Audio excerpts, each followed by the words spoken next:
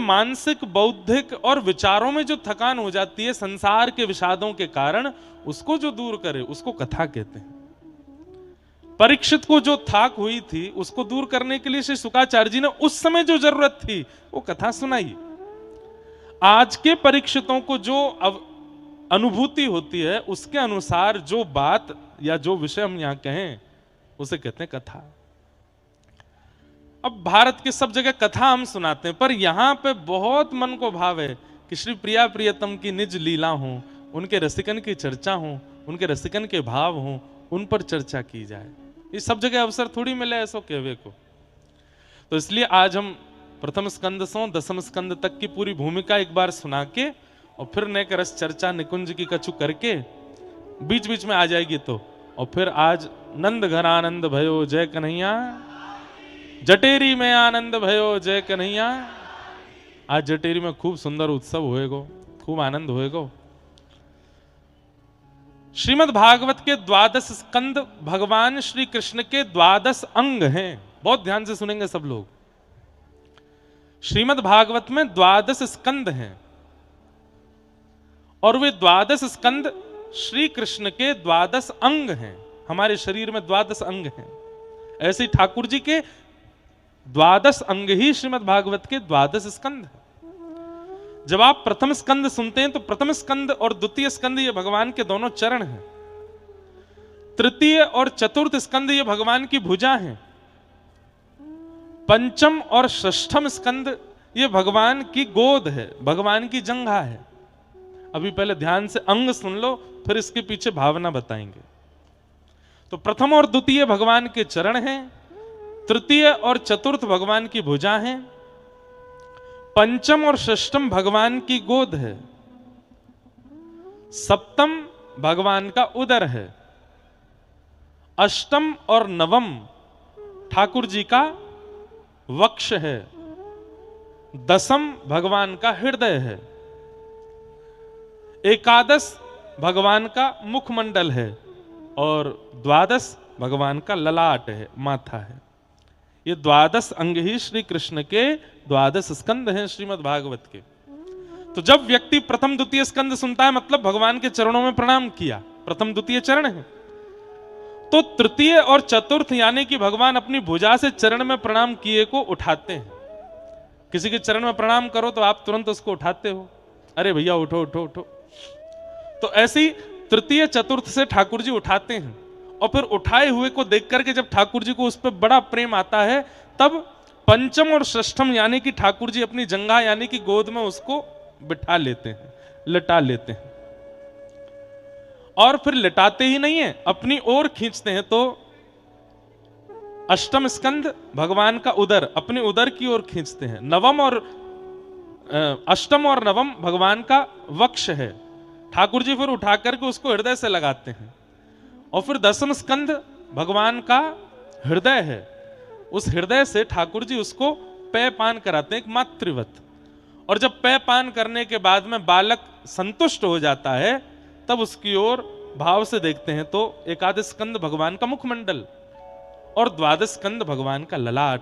ठाकुर जी उसकी ओर देख करके उसके सिर पर हाथ फेरते हुए उस पर कृपा कर देते हैं। तो जैसे एक बालक घुटमुन चल करके मां के पास जाए, मां उसको उठा करके गोद में बिठाए, गोद में बिठा के फिर अपने वक्ष अपने उदर की ओर लेवे, जान करके कि ये भूखा है तो अपने वक्ष का दूध पिलावे, दूध पिलाने के बाद फिर उसकी ओर देख करके और प्रसन्न मुद्रा से उसके सिर पर हाथ फेरे। जिस प्रकार एक मैया वात्सल्य भाव से अपने बालक के साथ संपूर्ण लीला करती है, वैसे ही एकादश से प्रथम स्कंद से लेकर के 12 स्कंद तक संपूर्ण भागवत की कथा हम आप सब जीवात्मा रूपी बालक पर भगवान की वही वात्सल्य कृपा है, उसी भाव से भागवत की कथा होती है। अब समझ में कितने की आई ये तो पता होना, मैंने कह दई बस आपको मन में आ जाए तो मैं क्या पे विचार करी हूं ये भाव कौन से हैं और इन भावन को तात्पर्य क्या है। हम बालक हैं और ठाकुर जी हमारी मैया हैं, और मैया के रूप में भी श्रीमद् भागवत तो विशेष रूप से मैया। ये जितनों रस चाहे हमारी हरिदास परंपरा में हो, हरिवंश परंपरा में हो, हमारे वंशी अली जी के परंपरा में हो, चाहे हमारे रामानुज रामानंदी परंपरा में हो, ये सारे रस को प्रारंभ श्रीमद् भागवत से ही भयो है। हमारे स्वामी श्री हरदास जी महाराज ने भी भागवत श्रवण की आज्ञा दी है। प्रथम सुने भागवत भक्ति रसवाणी है, भक्त मुख भगवत वाणी। पहली आज्ञा ही श्री स्वामी हरदास जी महाराज ने करी है, यार रस में बाद में आई हूं, पहले कथा सुनो, पहले जाकर के भागवत जी को आश्रय लो। भागवत जी को आश्रय लोगे तभी यह रस चर्चा। आजकल वृंदावन में, मैंने पहले दिन भी कही, अपने नामन के आगे लोग लिख दे मैं रसिक, भक्त लिख लो कोई बड़ी बात नहीं, दासानुदास लिख लो और अच्छी बात है, श्री श्री आदि आदि लिख लो बहुत बढ़िया बात है, पर कम से कम रसिक तक तो रुक जाओ। रसिक मत लिखो। क्यों? रसिक शब्द की अभी हम स्थिति जानते ही नहीं है कि रसिक कहते किसको है। अरे जा वृंदावन में आकर के उद्धव जी महाराज कह रहे हैं, आशाम हो चरण रेण उजशाम हम शाम वृंदावने किमपि गुल मलतोषधीनाम। मैं इन ब्रजवासियों के चरण को छूने का अधिकारी नहीं हूं, इनकी चरण की रज को भी स्पर्श का अधिकारी नहीं हूं। हे विधाता कृपा करना अगले जन्म में मैं वृक्ष बनूं, ताकि जब कभी हवा चले तो ये रज अपने आप मेरे ऊपर आ जाए करे। श्री उद्धव जी महाराज जब इस रज को प्राप्त करने के लिए और ब्रजवासियों की चरण की प्राप्ति के लिए इतनी बड़ी उपमा अपने लिए कहते हैं, मैं अगले जन्म में प्राप्त करूंगा, हम यही जन्म में 1 वर्ष में रसिक बन गए? ना बन सके, बहुत कठिन है। स्वामी श्री हरदास जी को रसिक कहा गया, अन्य किसी को भी रसिक नहीं कहा है श्री भक्तमाल जी मनाभा जी ने। हम रसिक कैसे हो सकते हैं? नहीं है हम रसिक। तो कई भाव हैं, सब भावन को मैं आज अब एक बात महाराज जी कही दूं, मेरे मन में आ रही है। स्वामी श्री हरदास जी रसिक हैं। कैसे रसिक हैं? हमारे व्रजमंडल में श्री चैतन्य महाप्रभु के कृपा पात्र षड गोस्वामी आए, और उन षड गोस्वामियों में एक गोस्वामी श्री रघुनाथ दास गोस्वामी पाद, जो कि श्री राधा कुंड में भजन करते थे। बहुत सावधानी से सुनियो सब लोग, मेरी ओर देखो। नेक रस की बात करके फिर कृष्ण जन्म के लिए चलूंगा। महाराज जी मैं अपने बस में नहीं हूं, या भाव सो मैं कुछ कर ना पा रहा हूं। मैं सोच के तो यही आयो कि आज कृष्ण जन्म ही करूंगा, लेकिन आ रही है बात। एक तो पूरी रज बिछी हुई है यहाँ पे, श्री बिहारी जी, कुंज बिहारी जी विराजमान है, सब व्यवस्था ऐसी है कि मैं कहा बताऊं। तो षड गोस्वामी पाद में से श्री रघुनाथ दास गोस्वामी जी एक बार गिरिराज जी के राधा कुंड में विराजते थे। तो श्री राधा कुंड में रघुनाथ दास जी मानसी कर रहे थे। कल मैंने मानसी को अर्थ बताया, मानसी कायते के नेत्र बंद करके अपने हृदय कुंज में श्री प्रिया प्रियतम के नित्य विलास को अनुभव करनो, वही को मानसी कहें। तो श्री रघुनाथ दास गोस्वामी जी मानसी कर रहे थे, और मानसी में उनका क्या अनुभव हो रहा था कि श्री ठाकुर जी अपने समस्त सखान के संग और श्री प्रिया जी अपनी समस्त सहेली सखीन के संग सूरज कुंड पे आए हैं, और आज दोनों प्रिया प्रियतम को मिलन होएगो, और वह मिलन में कहा चर्चा होएगी, कहा उत्सव होएगो, कैसो रास होएगो, वह को दर्शन को अवसर मुंह को प्राप्त होएगो।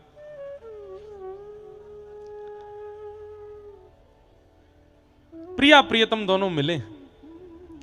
आहा, दोनों की रूप झांकी को देखकर के श्री रघुनाथ दास गोस्वामी जी के नेत्रन से अश्रु गिरने लगे। बैठे राधा कुंड पे, पर सूरज कुंड पे जो मिलन है रो, वाको अनुभव कर रहे हैं। और यहां से श्याम सुंदर पास आ रहे हैं, यहां से किशोरी जी समीप जा रही हैं, बस दोनों को मिलन है वे वारो है। मिलन के बाद कहां चर्चा होएगी, कहां बात होएगी, वो सुनवे के काजी श्री रघुनाथ दास जी के कान तरस रहे हैं। इतने में ही श्री किशोरी जी की नानी जी मुखरा देवी वहां आ गई, और मुखरा देवी आकर के बोली, अरे श्यामा, ओ राधा, कहां को चली गई? अब ये स्वर भी रघुनाथ दास जी को सुनाई दे रहा है।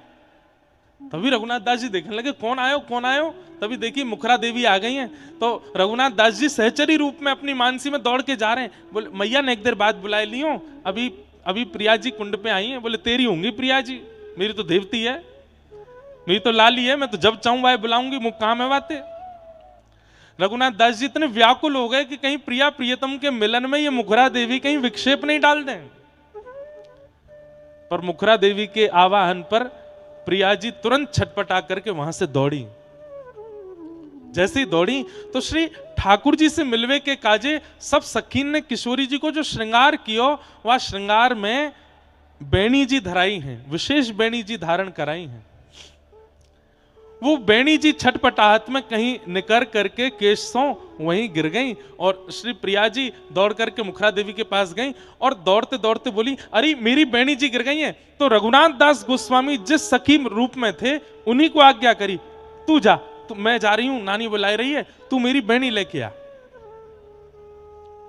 रघुनाथ दास गोस्वामी बोले आज पहली बार प्रिया जी ने मुंह को कछु आज्ञा करी है, बेणी जी लावे की आज्ञा करी है। रघुनाथ दास जी दौड़ करके गए और जाकर के जहां प्रिया जी खड़ी थी वहीं ढूंढने लगे, कहां है बेणी जी, कहां है बेणी जी।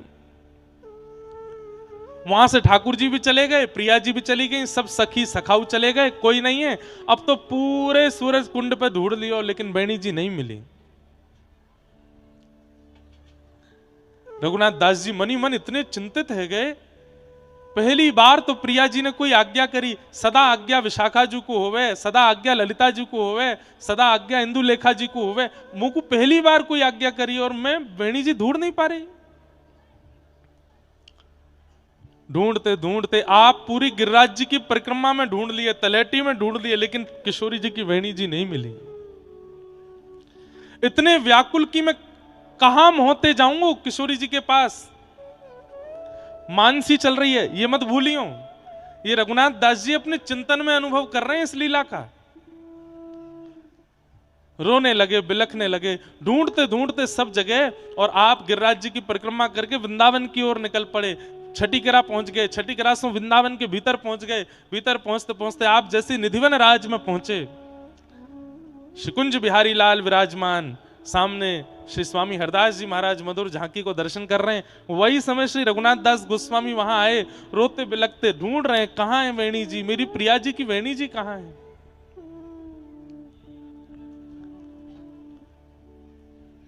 इतने में ही स्वामी जी की दृष्टि पड़ी और कोई बात नहीं हुई, केवल रोते हुए रघुनाथ दास जी को देख करके स्वामी जी ने तुरंत विठल विपुल देव जी को बुलाया। बोले इधर आओ, बोले इनको बुला के लाओ, ये बहुत रो रहे हैं।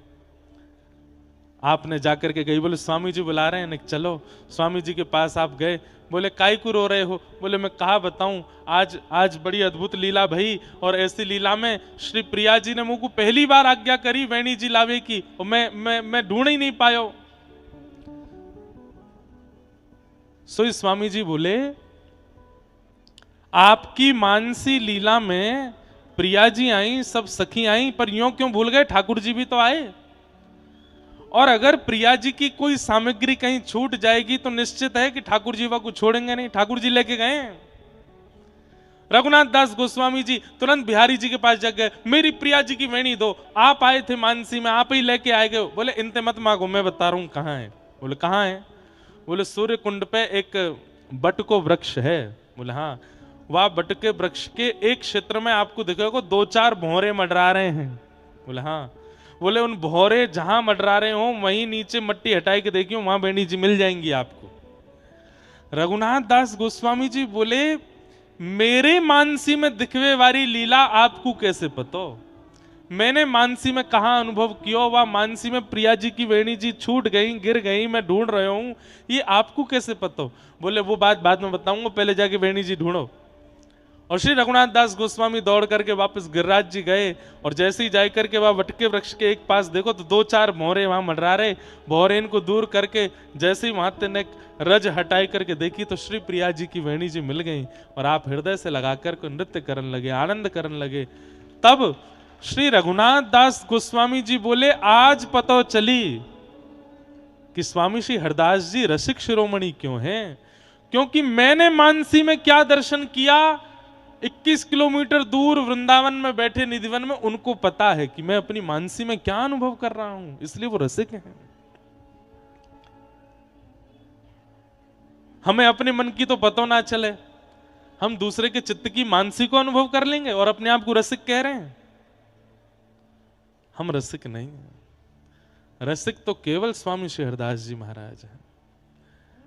क्यों? वे सबके चित्त में मानसी का प्रादुर्भाव कराने वाले ही वही हैं। उनकी कृपा के बिना मानसी प्रकट ना हो सके। उनकी कृपा के बिना चित्त में प्रिया प्रियतम के नित्य विलास नित्य भाव प्रकट ना हो सके। ऐसे स्वामी श्री हरदास जी, जिनकी कृपा प्रसादी आज हम आप सब लोग ग्रहण कर रहे हैं, उनको बारंबार प्रणाम, बारंबार वंदन। आज ठाकुर जी को जन्मोत्सव करना है, तो मैं जल्दी जल्दी ना एक सूची आपको बता दूं, प्रथम से दसम स्कंद तक, और फिर हम लाल जी को उत्सव करेंगे। आज वैसे श्री बिहारिन दास जी को, बिहारिन देव जी को आज चरित्र कहनो, समय मिलेगा तो बीच में मैं सुनाऊंगा। तो बंधुओं, महाभारत में अर्जुन के पुत्र हैं अभिमन्यु। बहुत ध्यान से सुनिए सब लोग। अर्जुन के पुत्र अभिमन्यु और अभिमन्यु के पुत्र हुए परीक्षित। जब पांडवों को पता चला कि भगवान श्री कृष्ण अपनी लीला पूरी करके चले गए हैं, तो परीक्षित को राज्य गद्दी पर बिठाया। धीरे धीरे परीक्षित बड़े हुए। तब एक दिन उन्होंने क्या अनुभव किया, मेरे राज्य में कोई दुखी तो नहीं। ये देखने के लिए आप जैसे निकले तभी आपने पाया कि एक काला काला व्यक्ति वो वृषभ के 3 पैर काट चुका है और एक पैर बचा है, उसको काट रहा है। आपने उस व्यक्ति को रोकने का प्रयास किया तो वो कलयुग था। कलयुग ने चरण पकड़ करके कहा, भगवान मुझे मत मारिए। तब आपने उसको 5 स्थान प्रदान किए। जुआ, मदिरापान, परस्त्री परपुरुष संग, अनीति से कमाया गया धन और हिंसा, इन 5 स्थानों में कलयुग को निवास दिया। राजा परीक्षित ने 5 स्थान दे दिए, लेकिन राजा परीक्षित स्वयं एक स्थान के भागी बने और अनीति से कमाए गए धन को जब अपने सिर पर मुकुट रूप में धारण किया, राजा परीक्षित ने एक संत का अपराध कर दिया, अपमान कर दिया। उस संत के पुत्र ने आपको 7 दिन में मरने का श्राप प्रदान किया। बंधुओं, एक बात सुनिएगा बहुत ध्यान से। आजकल श्राप लगते हैं?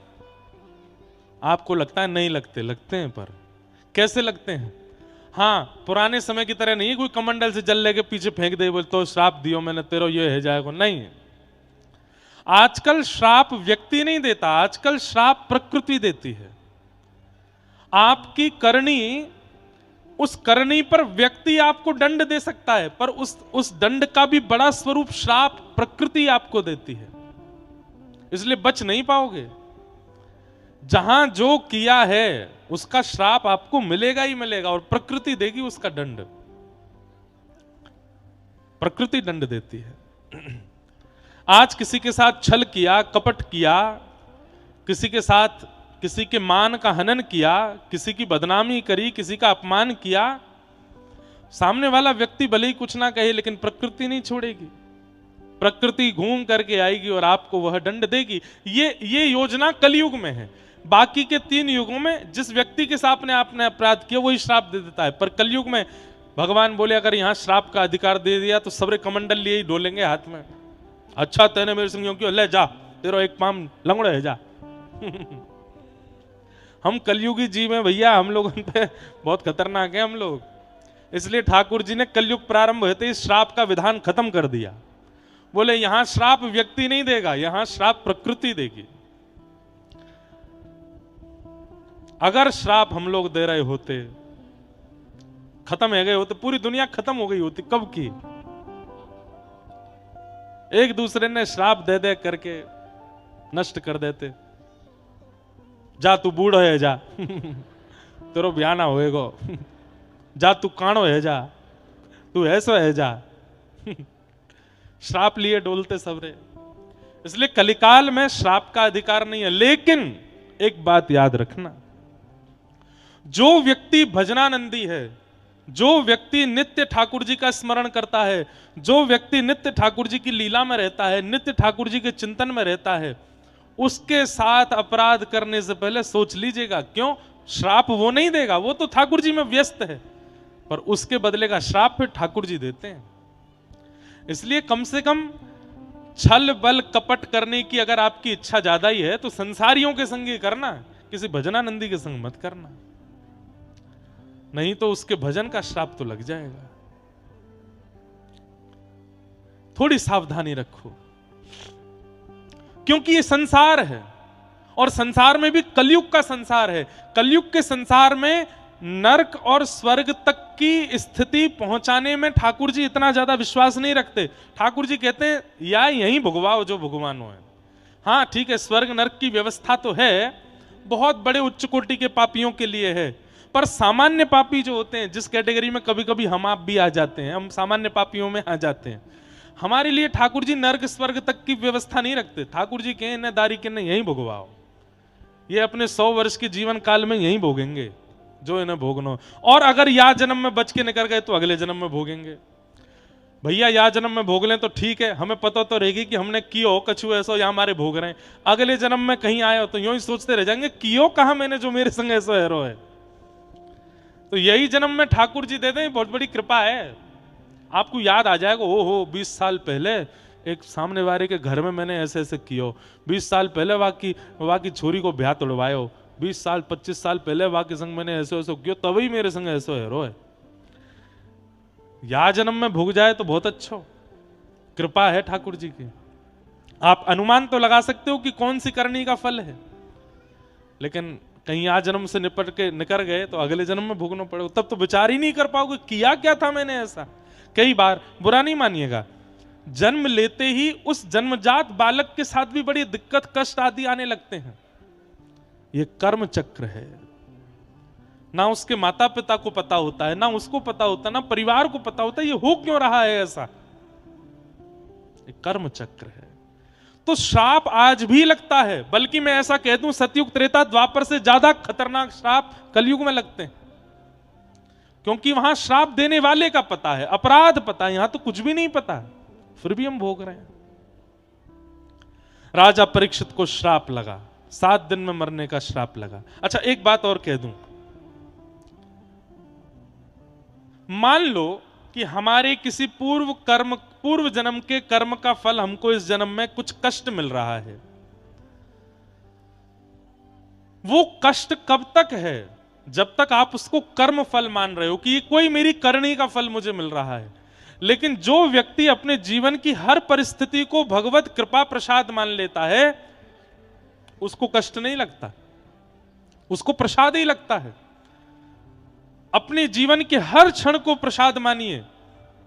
ये मैं श्वास भी भगवत कृपा से ले रहा हूं, ये मैं देख भी भगवत कृपा से रहा हूं, खा भी भगवत कृपा से रहा हूं, सो भी भगवत कृपा से रहा हूं, पी भी भगवत कृपा से रहा हूं। अपने हर क्षण को भगवत कृपा यदि व्यक्ति मानने लग जाए तो फिर उसके लिए श्राप नहीं है, उसके लिए कष्ट नहीं है, प्रसाद है। और प्रसाद मट्टी में भी गिर जाए ना तो झाड़ के पाली हो जाए, प्रसाद को छोड़ा नहीं जाता। सामान्य केला अगर गिर जाए तो छोड़ दिया जाता है, लेकिन मंदिर से मिला हुआ प्रसाद यदि नीचे गिर गया तो उसको उठा के झाड़ करके पा लिया जाता है, क्योंकि प्रसाद कभी अपवित्र नहीं होता। ऐसी जीवन की हर परिस्थिति को प्रसाद यदि मान लिया जाए तो सब स्वीकार करने लगोगे आप उससे चिंतित, व्यथित या विचलित नहीं होगे। प्रसाद मानिए। और यही एक अनुरागी व्यक्ति, भक्त व्यक्ति का लक्षण है कि वो अपने जीवन की हर परिस्थिति को प्रसाद मानता है। हो मारा गिरधर लाल थारो नचायो नाचू रे, मारा गिरधर लाल थारो नचायो नाचू रे। जो तू तन को रोग लगावे, जो तू तन को रोग लगावे, ओढ़ चादर सो जाऊं मैं, ओढ़ चादर सो जाऊं, जो तू काल रूप बन आवे, जो तू काल मैं लपक गोद में आऊं, हाँ मारा गिरधर लाल थारो नचायो नाचू रे मारा। और भैया मैं अभिमान में नहीं कह रहा हूं, पर मैं इस पद में जो जो बात है उन पर अमल करता हूं कि मेरे संग जो हो, मेरे जीवन में जो हो, सब लाल जी की कृपा है। आप भी गाइए, मत मानिए इस बात को। अगर यहां से निकलते निकलते गिर जाओ कहीं गड्ढा में, वाह रे लाला बड़ी कृपा तेने गड्ढा में गिर दियो, ये तो बढ़िया रहे हो कि कहीं खाई में नहीं गिरो, गड्ढा में ही गिरो लाला। जितना बुरा हो उससे और बुरा सोच करके धन्यवाद कहो, चलो वो तो नहीं हुआ, यही हुआ ना, ठीक है। अपने जीवन को फिर आप कभी कोसोगे नहीं, अपने जीवन पर आने वाली परिस्थितियों पर कभी कभी चिंतित नहीं होगे। तो वैसे ही राजा परीक्षित चिंतित नहीं हुए। जैसे ही लगा 7 दिन में मरने का श्राप है, अपने पुत्र जन्मेजय को राज्य गद्दी पर बिठाया। पत्नी से बोले अब तुम घर बार संभालो, मैं जाता हूं। पत्नी बोली आपको मरने का श्राप लगा है और आप बिल्कुल चिंतित नहीं है। राजा परीक्षित क्या बोलते हैं, इस संसार में किस व्यक्ति की कब मृत्यु हो जाए ये किसी को नहीं पता। जटेरी वारी ने पता है कि कल की कथा सुन पाएंगे, पता है नहीं पता। कल की कथा में आ रहे हैं, आ भी पाएंगे कि नहीं कछु पता है। अरे महाराज प्राण निकलवे के लिए एक छींक ही काफी है, और आजकल तो छींक भी ना आवे, सोए उठे ही नहीं, सोवे गए उठे ही नहीं। अच्छा, जब किसी की मृत्यु हो जाती है तो फिर घर के लोग और परिवार के लोग जो बात करते हैं वो बातें कभी सुनो, मतलब सुनवे के काजे जरूरी मत जाइयो। सबके घर में कुछ ना कुछ घटना हो ही जाती हैं कभी, तो वहां लोगों की वार्ताएं क्या होती हैं। अरे अच्छे भले कल बैठे मेरे संग, रात में बोले कढ़ी खानी है मुझे, तो सवेरे मेरे संग डोलवे गए हैं, मेरे संग चाय पी है, मेरे मुंह तो बिस्कुट मांग के खाए हो, और बोले मैं नहावे जा रहा हूं, और नहावे गए भैया बाथरूम दोबारा ही नहीं आए। इस बात का मतलब क्या है कि हमें नहीं पता था कि वो जब कढ़ी खा रहा है वो कल सुबह चला जाएगा, वो जब बिस्कुट मांग रहा है अगले क्षण जा सकता है। इसका मतलब क्या, मृत्यु कभी भी आ सकती है किसी की भी। लेकिन राजा परीक्षित अपनी पत्नी से कहते हैं यहां संसार में किसी की भी मृत्यु का पता नहीं कब आ जाए, पर मैं दावे से कह सकता हूं अगले 7 दिन से पहले मैं नहीं मरूंगा, 7 दिन से पहले मेरी मृत्यु नहीं आवेगी। अगर सामने विधाता भी आ जाए कि चल 3रा दिन है तुझे जाना पड़ेगा, तो मैं विधाता से कह सकता हूं ब्रह्म वाक्यम जनार्दनम, एक ब्राह्मण ने कहा है कि 7 दिन बाद तक्षक सर्प डसेगा, तो आप 3रे 4थे 6वें दिन मुझे मारने नहीं आ सकते।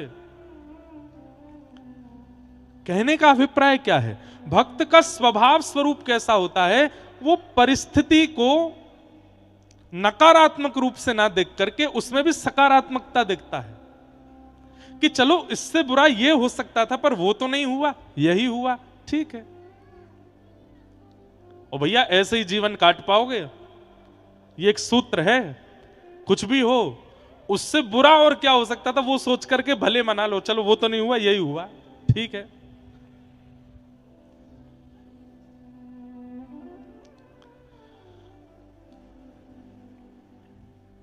तो राजा परीक्षित को 7 दिन में मरने का श्राप लगा। तुरंत अपने पुत्र को राज्य गद्दी पर बिठा करके गंगा के तट पर गए और जाकर के संतों से कहा मेरे जीवन के बस 7 दिन बचे हैं, मुझे मुक्ति का उपाय बताओ। तब वहां सुखदेव जी आए। वरीयाने शते प्रश्न क्रतो लोक हितम नृप आत्मविद सम्मतः पुंसा श्रोतव्यादिषु यप्परः। श्री परीक्षित जी महाराज कह रहे हैं, जय हो।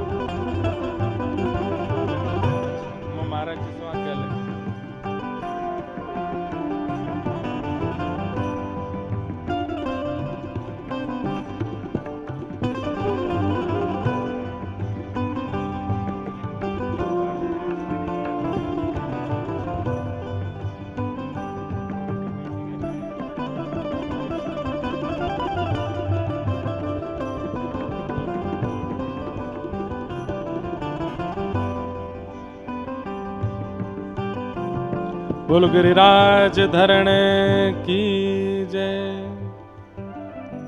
जय। बस भारी माला कहीं पल्लंग को लुढ़क नहीं जाए, मोये पहना दो।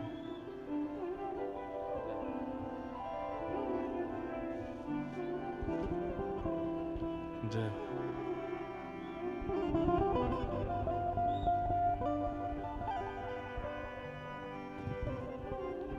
जय श्री कृष्ण।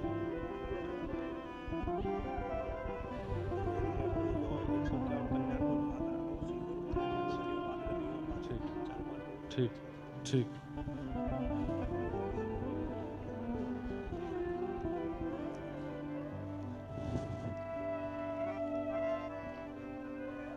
श्री गिरिराज बाबा को प्रसाद पधारो है और सब ब्रजवासी जन पधारे, सबको बारंबार प्रणाम। जय श्री कृष्ण।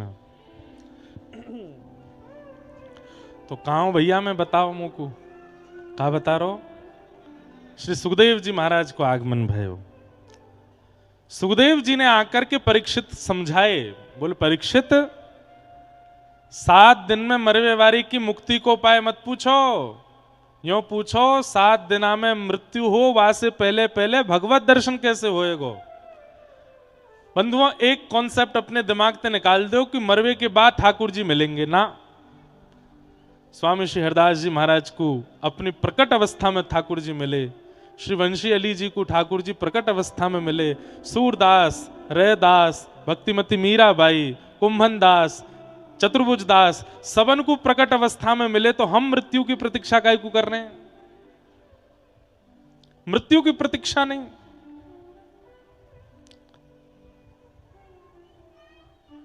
हमारे श्री बिहारिन दास जी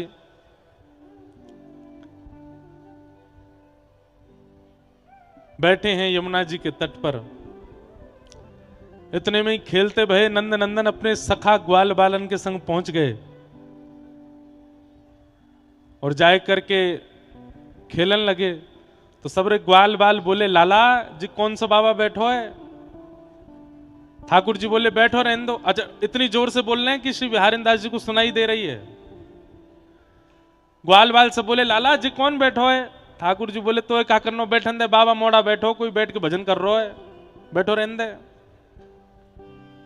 ना लाला ने कि आते जाए के बात तो करें जी है कौन। ठाकुर जी बोले अरे कहाँ बात करनी है, रहन दे वाकू भजन करन दे अपनो। ना ना लाला हम तो जाए के आते बात करेंगे। ठाकुर जी बोले चलो तो फिर बात करो, कहाँ बात करनी है। सबरे गए जाए करके बात करन लगे और निवेदन करके पूछन लगे बाबा तुम कौन हो, कहां ते आए हो, तुम्हारो नाम कहा है। एने आंखन ने खोल के हमें देख तो लो, कहां आंखन ने मूत के बैठे हो। श्री बिहारिन दास जी नेत्र बंद करके बैठे हैं, नेत्र बंद किए किए पूछ रहे हैं आप कौन हो। बोले अरे बाबा जाए ना जाने, जाकू ब्रह्मादि देवता ढूंढते डोले वैकुंठ में भी ना मिले, वेदन में बड़े बड़े वेदज्ञ ढूंढते डोले वहां ना मिले। आज तेरे सामने खेल तो आए गए हो बाबा, ये साक्षात नंद नंदन है, यशोदा नंदन है, साक्षात ठाकुर जी है या ब्रज को लाला है। तो बिहारिन दास जी बोले तो फिर हमसे क्या काम है आपको ये बताओ। बोले कि हम आए भैया आपको दर्शन देवे आए। बिहारिन दास जी बोले ये बताओ आपके साथ में स्वामी श्री हरदास जी आए कि नहीं आए। ठाकुर जी बोले ना वो तो ना आए। बोले जब श्री स्वामी जी आपके संग नहीं आए, किशोरी जी आपके संग नहीं है, तो बिना स्वामी जी और श्री श्यामा जी के कोई भी आ जाए, कोई भी हरि आ जाए, चाहे हरि के हरि आ जाए, हम बाकू आंख खोल के ना देखेंगे, लौट जाओ वापस, हमें ना मिलना आपसे। तब ऐसो कहवे कि श्री प्रकट है करके स्वामी जी ने अपनी गोद में दर्शन कराए प्रिया प्रियतम के, तब श्री बिहारिन दास जी ने नेत्र खोल के तब दर्शन किए। बिना स्वामी जी के इनके दर्शन नहीं करूंगा। ऐसे ऐसे भक्त हैं हमारे यहाँ ब्रज में, लेकिन सबने अपनी जीवित अवस्था में प्रकट अवस्था में दर्शन किए, कोई ने भी मृत्यु की प्रतीक्षा नहीं करी। और एक बात बोल दूं मैं आपसे, अगर आप अन्यथा ना लो तो जाकू अपनी जीवित अवस्था में ठाकुर जी को अनुभव नाए भयो, तो ये समझ लियो कि वाकई फिर मृत्यु के बाद या तो पुनर्जन्म भयो होगो, या वो स्वर्ग गयो होगो, या वो कहीं और होएगो। मुक्ति नाए भई वाकई। मुक्ति वही की है सके जाने जीवित अवस्था में ठाकुर जी को अनुभव कियो हो। या हमारे भैया काय को दुनिया भर के प्रपंचन में पड़े हो, हमारे जीवन के कितने दिन बचे कुछ पता तो है ना। लग जाओ आज ते भजन में। ठाकुर जी को अनुभव अंतिम श्वास आवे वासे पहले करनो है, करनो है, करनो है, यह दृढ़ निश्चित कर लीजिए अपने चित्त में, नहीं तो यह जन्म व्यर्थ है जाएगा। हमने जितने भक्तन के चरित्र पढ़े हैं, चाहे भक्तमाल जी में हो, चाहे श्रीमद् भागवत जी में हो, चाहे रामचरितमानस में हो, सब ने मुक्ति प्राप्ति की, लेकिन सबके चरित्र में मुक्ति से पहले ठाकुर जी ने दर्शन दिए हैं। ये बात कहीं ना कहीं प्रमाणित है कि भगवत दर्शन के बाद ही मुक्ति प्राप्त हो सकती है, और अनुभवी ना भयो जीवन भर ठाकुर जी को मुक्ति नहीं मिलेगी। हाँ, अंते नारायण स्मृति मुक्ति प्राप्त कराती है, पर अंत में नारायण स्मरण भी उसी को ही हो सकता है जिसने जीवित अवस्था में ठाकुर जी का अनुभव किया हो। ढूंढो, खोजो, कहां है श्याम सुंदर, और इन दो युगल नेत्रन को अनुभव कराओ वा झांकी को। यही उद्देश्य के साथ भजन करो, यही उद्देश्य के साथ अपनी परंपरा में प्रवेश करो, अपने गुरु आचार्यन की वाणी मानो। केवल यही उद्देश्य कि एक बार प्रिया प्रियतम दिख जाए।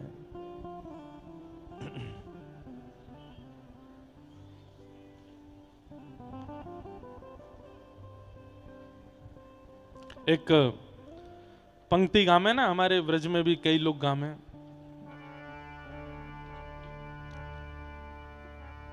तेरे कारण सब जग छोड़ा, तुम संग नाता जोड़ा प्यारे, तुम संग नाता जोड़ा प्यारे, तुम संग नाता जोड़ा। और किस लिए छोड़ा जग, किस लिए नाता जोड़ा आपसे? केवल एक बात सुनने के लिए। क्या?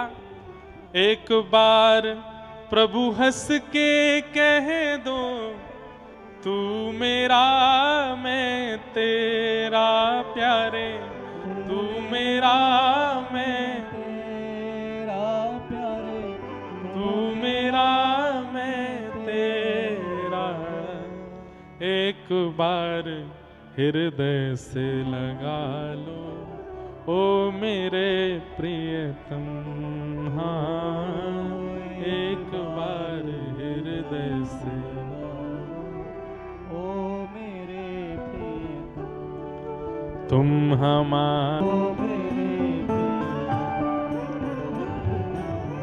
एक बार प्रभु हंस के कह दो, तू मेरा मैं तेरा। बस ये कह के आप चले जाइयो, फिर जीवन में कभी मत मिलियो, अंतिम श्वास तक मत आइयो। बस एक बार ये कह के चले जाओ नाथ कि हाँ, हम आपके हैं, आप हमारे।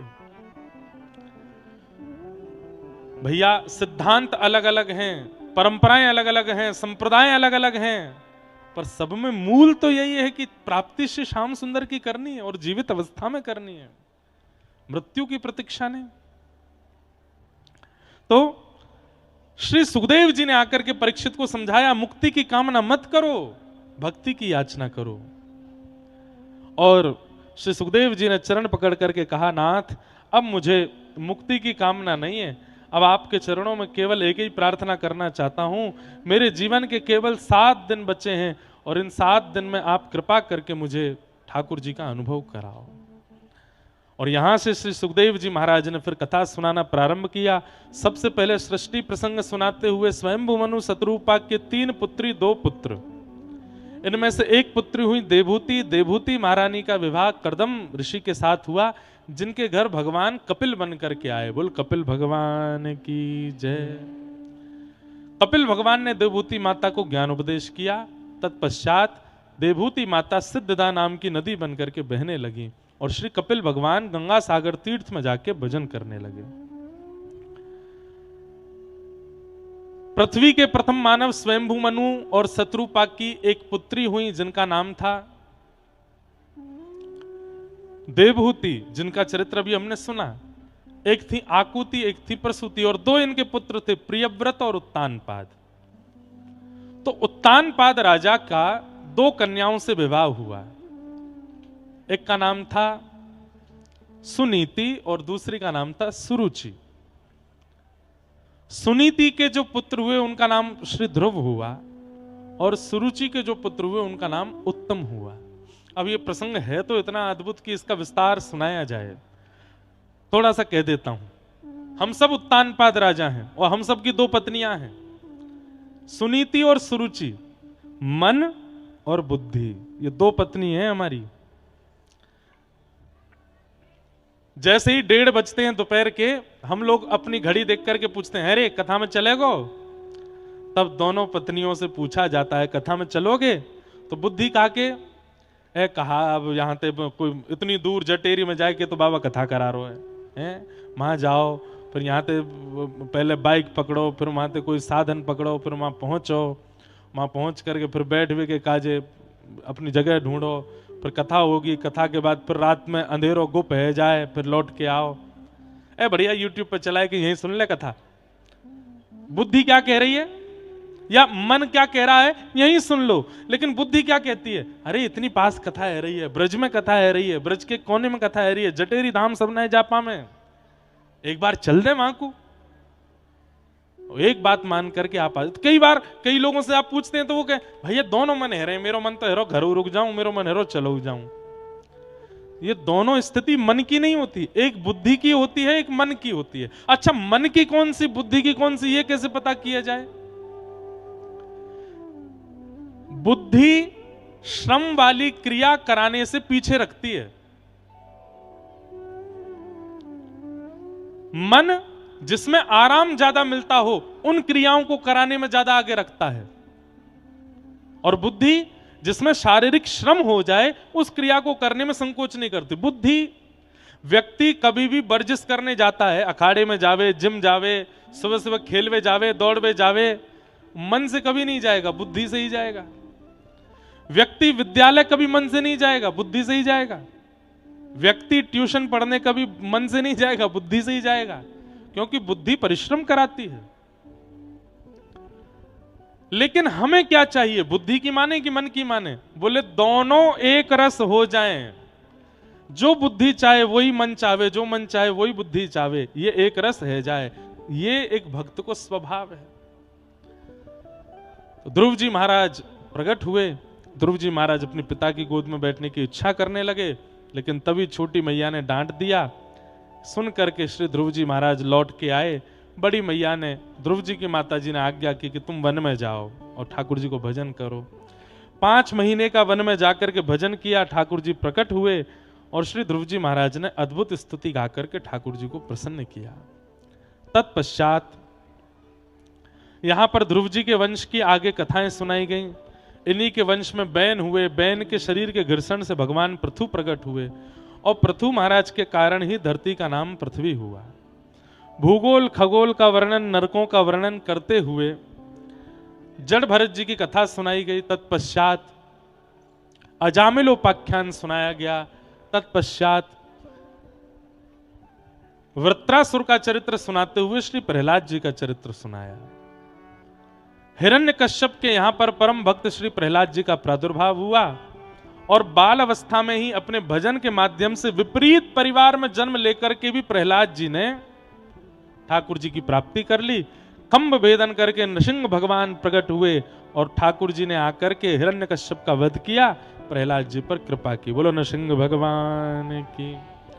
नृसिंह भगवान के चरित्र, प्रहलाद जी का चरित्र सुनाने के पश्चात बलि वामन अवतार की कथा सुनाई गई, जहां पर देवासुर संग्राम हुआ और बलि ने 3 लोक हड़प लिए। उस 3 लोकों को मुक्त करने के लिए भगवान वामन बन करके आए। बोलो वामन भगवान की। वामन अवतार की कथा श्रवण कराने के पश्चात गजेंद्र मोक्ष की कथा और सूर्यवंश के राजाओं की कथा सुनाई। इसी सूर्यवंश में भगवान श्री राम का प्रादुर्भाव हुआ। हम पूरी सूची सुना रहे हैं ताकि कृष्ण जन्म कर सकें। आज अभी हम 9वें स्कंद पे पहुंच गए, 10वें स्कंद पे ठाकुर जी को जन्म होएगा। तो भगवान श्री राम के प्रादुर्भाव की कथा सुनाई गई। सब लोग हाथ जोड़ करके प्रभु श्री राम को प्रणाम करो।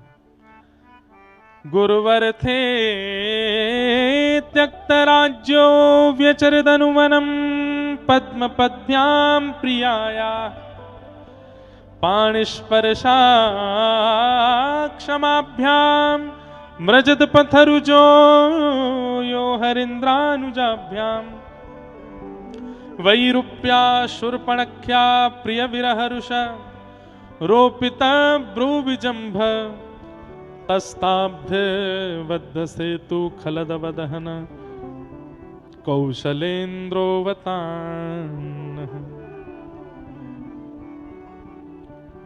गुरुवर थे त्यक्त राज्यो, अपने पिता की आज्ञा मान करके राज्य त्याग करके जो वन की ओर चले गए।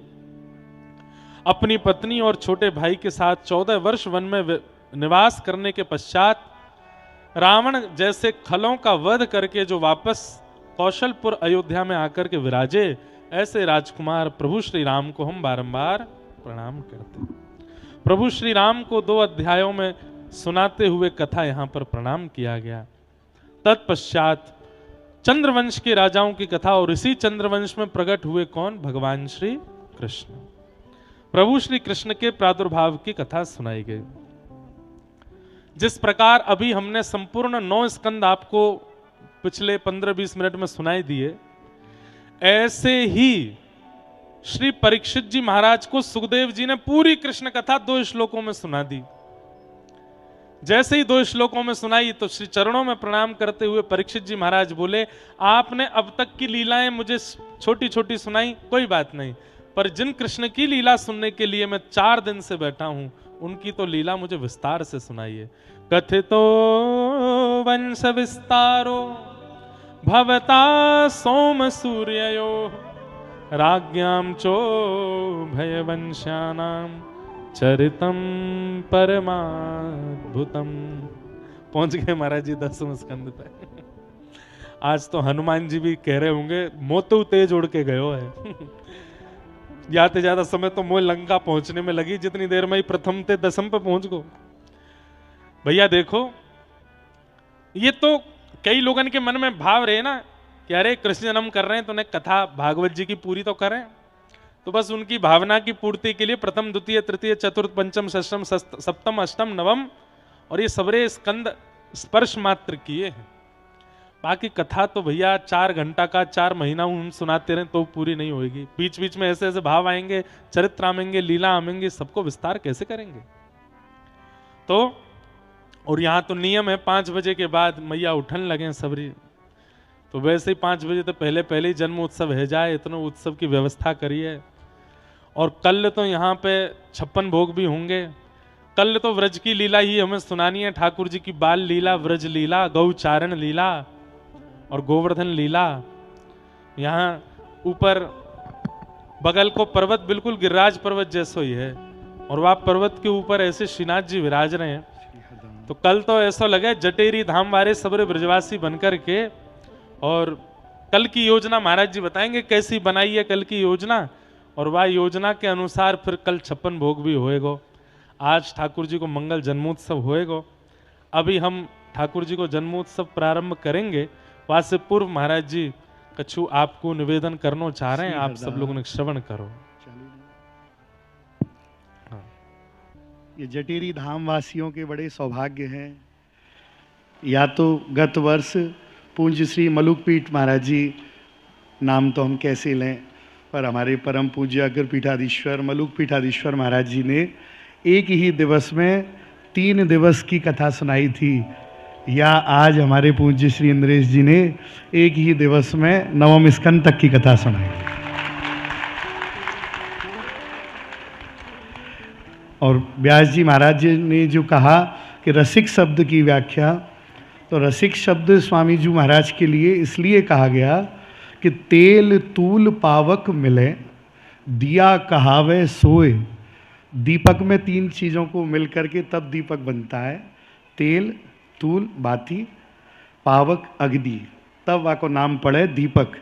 तेल तूल पावक मिले दिया कहावे सोए, ऐसे ही ज्यों जल घोरे सर करा रसिक कहावे सोए। जिस प्रकार जल में यदि चीनी को, मिश्री को डाला जाए तो वह अपना अस्तित्व खो देती है और जल स्वरूप ही हो जाती है। ऐसो रसकन को स्वरूप है।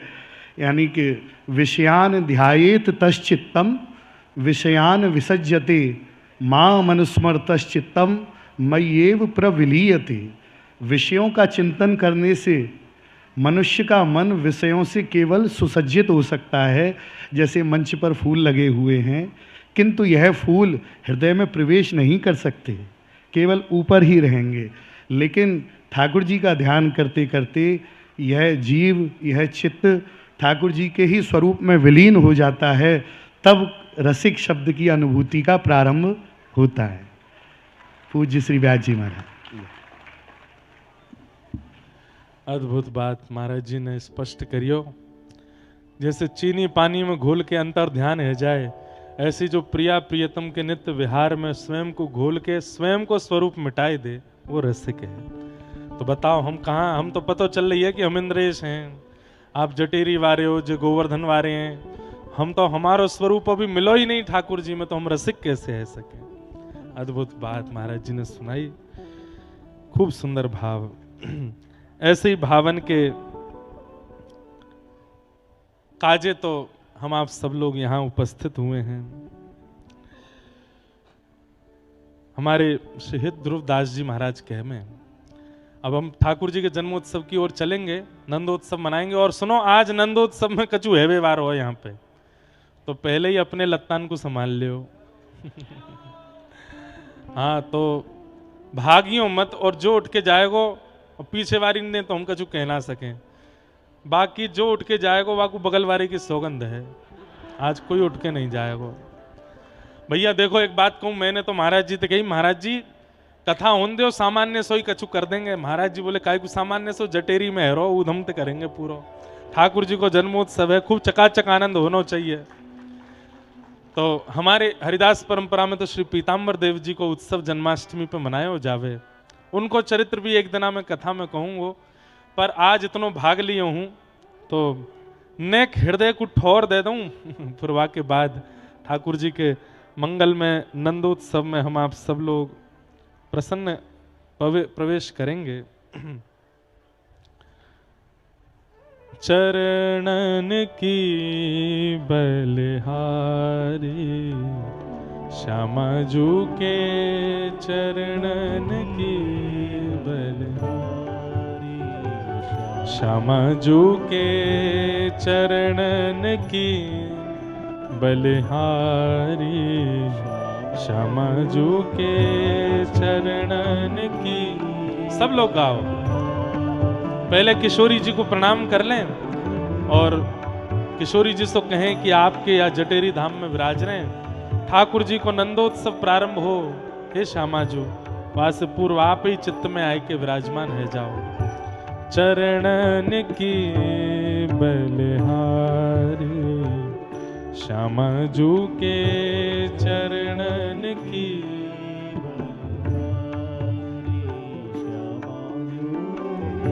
जे हैं बसत किशोर लाल के, जे हैं बसत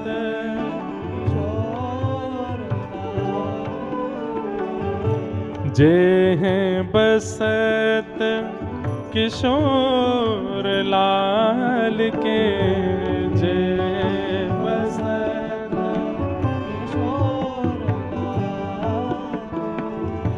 प्राणन मध्य सदारी, श्यामाजू के चरणन की बलिहारी, श्यामाजू के चरणन की, मेरे श्यामाजू के चरणन की बलिहारी, श्यामाजू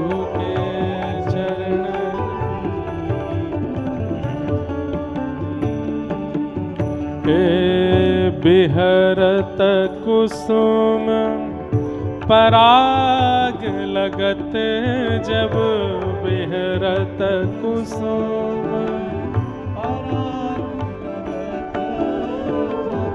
बिहरत कुसुम पराग लगत जब, बिहरत कुसुम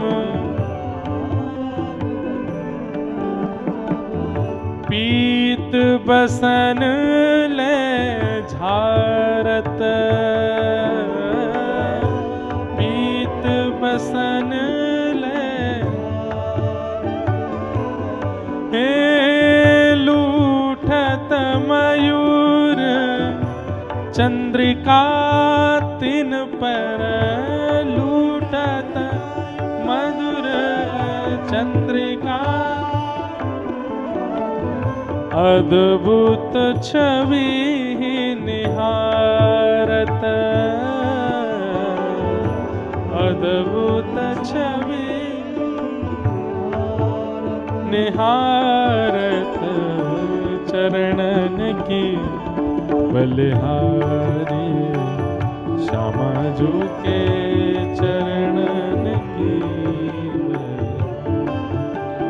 श्यामा जो के चरणन के बलिहारी, श्यामा जो के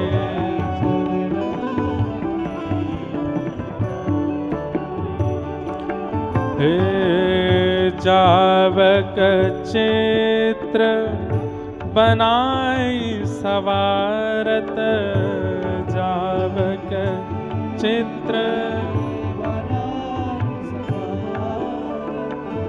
करनी सफल तब मानत, करनी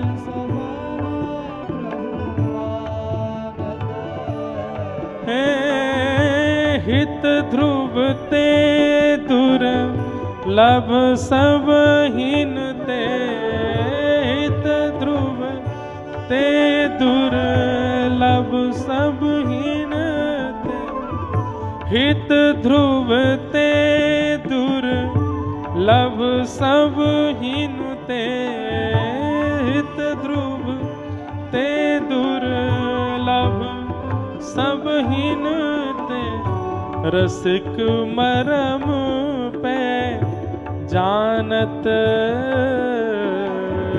रसिक मरम पे चरणन की बलिहारी, श्यामा जो के चरणन की बलिहारी, चरणन की बलिहारी, श्यामा जो के चरणन की, चरणन की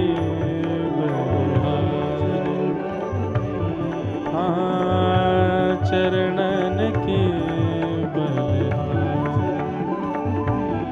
बोलो वृंदावन बिहारिणी बिहारी जो सरकार की जय। जो प्रिया प्रियतम के नित्य रस में स्वयं को घोल करके अपना अस्तित्व मिटा दे, वो रसिक है।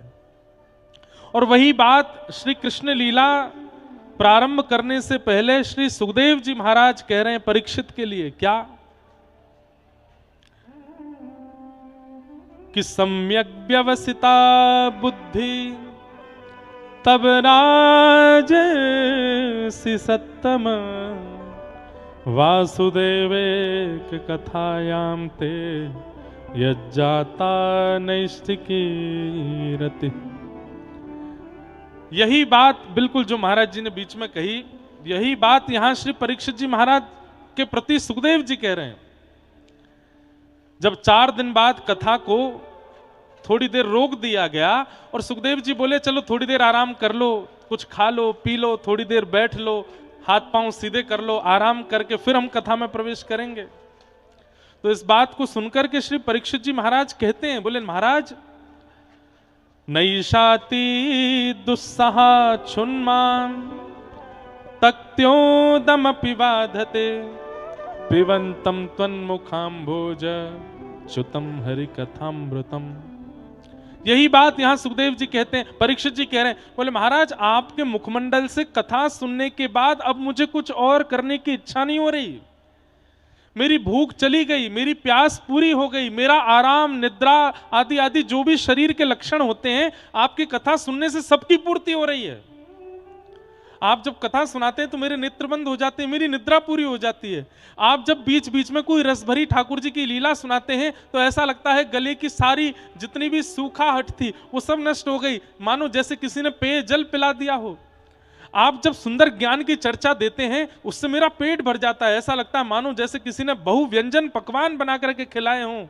मेरे शरीर को अब संसार की किसी वस्तु की आवश्यकता नहीं है, ये कथा ही मेरी सारी आवश्यकताओं को पूरी कर रही है।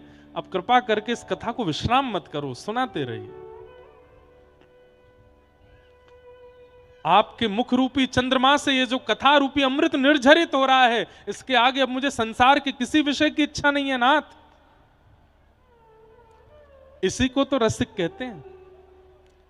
कल हम लोग कह रहे थे कि स्वामी जी महाराज स्वयं कुछ नहीं पाते, सबको पवाते हैं, और स्वयं कभी कोई बहुत कह भी दे तो एक सीख बस एक सामग्री में बोर करके उस सीख में जितना आ जाए उतना ग्रहण कर लेते हैं। क्यों? क्योंकि हमारी जीव को मोहनथाल चाहिए, हमारी जीव को लड्डू चाहिए, हमारी जीव को चटनी चाहिए, रोटी चाहिए, पकवान चाहिए, पर उनकी रसना को तो केवल प्रिया प्रियतम को आस्वादन करना है। हमारे नेत्रों को दुनिया के सब प्रपंच देखने हैं, पर उन्हें तो केवल श्री प्रियालाल जी देखने हैं। हमारी कानों को सबके लड़ाई झगड़े सुनने हैं, किसके घर में क्या चल रहा है, किसकी मैया ने कहा कह दी, कौन के छोरा ने कहा कौन सी बात कह दी, सब सुनना है। पर उनके कानों को तो केवल प्रिया प्रियतम का मधुर स्वर सुनने की इच्छा है। वही तो रसिक हैं। ऐसे ही देखत रहूं तुम्हें जन्म सफल कर मानूं, और कुछ नहीं चाहिए हमें। यही रसिक है। और यहां पर श्रीमद् भागवत में भी इस बात को पुष्ट कर दिया कि कृष्ण लीला में प्रवेश करने से पहले यदि सुखदेव जी जैसी, परीक्षित जी जैसी, स्वामी श्री हरदास जी जैसी स्थिति नहीं बनी तो व्रज लीला में प्रवेश नहीं कर पाओगे। कृष्ण मन कृष्ण धन, कृष्ण ही हमारो धन, आठों याम ऊधो हमें कृष्ण ही सो काम है।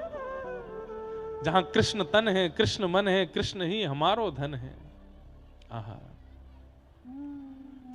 राजन, अब तुम्हारी मन इंद्रिय पूर्ण रूपेण कृष्ण आस्वादन के लिए तैयार हो चुकी हैं। अब मैं तुम्हें व्रज की लीला सुनाऊंगा, अब तुम्हें कृष्ण कथा सुनाऊंगा।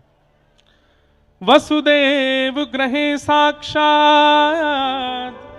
भगवान पुरुष परः, जनिष्यते तत्प्रियार्थम संभवन्तु सुरस्त्रिय। भगवान ने आकाशवाणी करके पृथ्वी को कहा था कि मथुरा में वसुदेव जी के यहां साक्षात मेरा अवतरण होगा और मैं पृथ्वी के भार को हल्का करूंगा। यह आकाशवाणी देवताओं ने जैसी सुनी, सब देवता ब्रजमंडल में रूप बदल बदल के आ गए। कोई वृक्ष बन के आयो, कोई गैया बन के आयो, कोई नदी बन के आयो, कोई तालाब बन के आयो, कोई पहाड़ बन के आयो। साक्षात ब्रह्मा जी ब्रह्माचल बरसाना पर्वत बन के आए। साक्षात देवादिदेव महादेव नंदेश्वर पर्वत श्री नंदगांव को पर्वत बन के आए। स्वयं साक्षात नारायण ही गोवर्धन पर्वत बन करके आए। सब 33 कोटि देवता, सारे तीर्थ सब ब्रज में आकर के विद्यमान हो गए। क्यों? ठाकुर जी यहां जन्म लेवे वारे, ठाकुर जी यहां आवे वारे। इसलिए भैया व्रज में कण हो, वृक्ष हो, पल्लव हो, पर्वत हो, ये सब पूजनीय है, सब वंदनीय है। क्यों? सब किसी ना किसी रूप में जब आए थे तब देव स्वरूप थे, लेकिन ठाकुर जी के प्रकट होने के बाद सब ठाकुर जी के स्वरूप हैं। या हमारे व्रजमंडल को हर कण पूजनीय है, हर कण वंदनीय है, सब ठाकुर जी के स्वरूप है। 84 कोष ब्रजमंडल में 33 कोटि देवता आ गए। यहां सूरसेन मंडल, एक मंडल था सूरसेन, वहां के राजा का नाम भी सूरसेन ही था। सूरसेन के पुत्र हुए श्री वसुदेव जी, और मथुरा मंडल के राजा हैं उग्रसेन। उग्रसेन के पुत्र का नाम कंस, और मथुरा के राजा उग्रसेन के भैया हैं देवक, उनकी बेटी का नाम देवकी। तो कंस ने अपनी चचेरी बहन देवकी का विवाह सूरसेन राजा के पुत्र वसुदेव जी के साथ में तय किया। कंस क्रूर तो था ही, राक्षस प्रवृत्ति का था, लेकिन मथुरा में अपनी छवि सुंदर बनाने को माने बड़ो प्रयास कियो। लेकिन मथुरा के सबरे ब्रजवासी जानते कि भैया कोरो राक्षस है ये चाहे जो कर ले लेकिन ये फिर राक्षस ही रहेगो। तब कंस ने मन में विचार कियो कि मैं अगर अपनी बहन को कन्यादान करूंगो या को ब्याह धूमधाम से करूंगो और वहां 2-4 आंसू बहाऊंगो और फिर अपनी बहन को विदा करवे के काजे जाऊंगो, ये सब दृश्य जब सबरे मथुरावासी देखेंगे तो इन सबन की मेरे प्रति स्नेह बुद्धि रह जाएगी। और केवल मथुरावासियों की स्नेह बुद्धि का दुरुपयोग करने के लिए कंस ने देवकी जी का विवाह किया। देवकी जी को ब्याह भयो, सब मथुरावासी बुलाए, सब देख करके कह रहे हैं अरे भैया देख, भैया हो तो ऐसो कन्यादान कर रहा अपनी बहन को। और कंस रो रो करके कन्यादान करे, रो रो करके बार बार देवकी के चरण पकड़े, रथ में बैठाए करके स्वयं रथ हाँक के विदा करके ले जा रहे है। सब मथुरावासी बोले भैया हम तो आज तक याकू राक्षस समझो करते, लेकिन देखियो कितनो भलो मानुस है, अपनी बहन को स्वयं, इतने सेवक हैवे के बाद भी अपनी बहन को स्वयं विदा करवे जा रहे है। आकाश में देवताओं ने सोची अरे भोरे भारे ब्रजवासियों, तुम समझ ना पा रहे हो ये कंस कैसो है। तभी आकाशवाणी हुई और आकाशवाणी में कह दिया अरे दुष्ट कंस, जिस बहन को तुम विदा करने जा रहे हो इसी बहन का 8वां गर्भ तुम्हारा काल है। जैसे सुनी मेरा काल, सारा आडंबर सारा नाटक एक तरफ छोड़ दिया, तुरंत तलवार निकाल करके अपनी बहन के केश पकड़े और जैसी गर्दन काटने लगा, मथुरा वासियों को सच पता चल गया। राम राम राम राम, अभी तो इतना बड़ो बहन को भैया बननो, स्वयं ही सबरो ब्याह कर रो, इतनी जोर शोरते यानी कन्यादान कियो, अभी विदा करवे जा रो, और अब नेक पतो चली कि बहन को पुत्र ही काल बनेगो, सो मारवे डोल रहा है। अरे या की सच्चाई सामने आएगी सबन के। वसुदेव जी ने तुरंत कही अच्छा ये होता है, पाखंडी का पाखंड बहुत दिन तक टिकता नहीं, और कई बार यदि पाखंडी पाखंड कर रहा है, दुनिया उसको नहीं पहचान पाई तो ठाकुर जी ही उसका पर्दाफाश करते हैं। देखो ऐसा हो ये या को स्वरूप जे है। तो इसलिए भैया बहुत जल्दी कोई के विश्वास में मत आ जाए करो। और हम ब्रजवासी तो वैसे ही भोरे हैं, नेक में ही हमें लगे अरे भलो भलो भलो है भैया, खूब भजन करे, इतनी सवेरे उठ जाए, धोताएं उठ करके यूं करे यहाँ जाए यूं करे, ऐसे आके नियम है, नेक में ही हमें हमारो समर्पण है जाए के प्रति।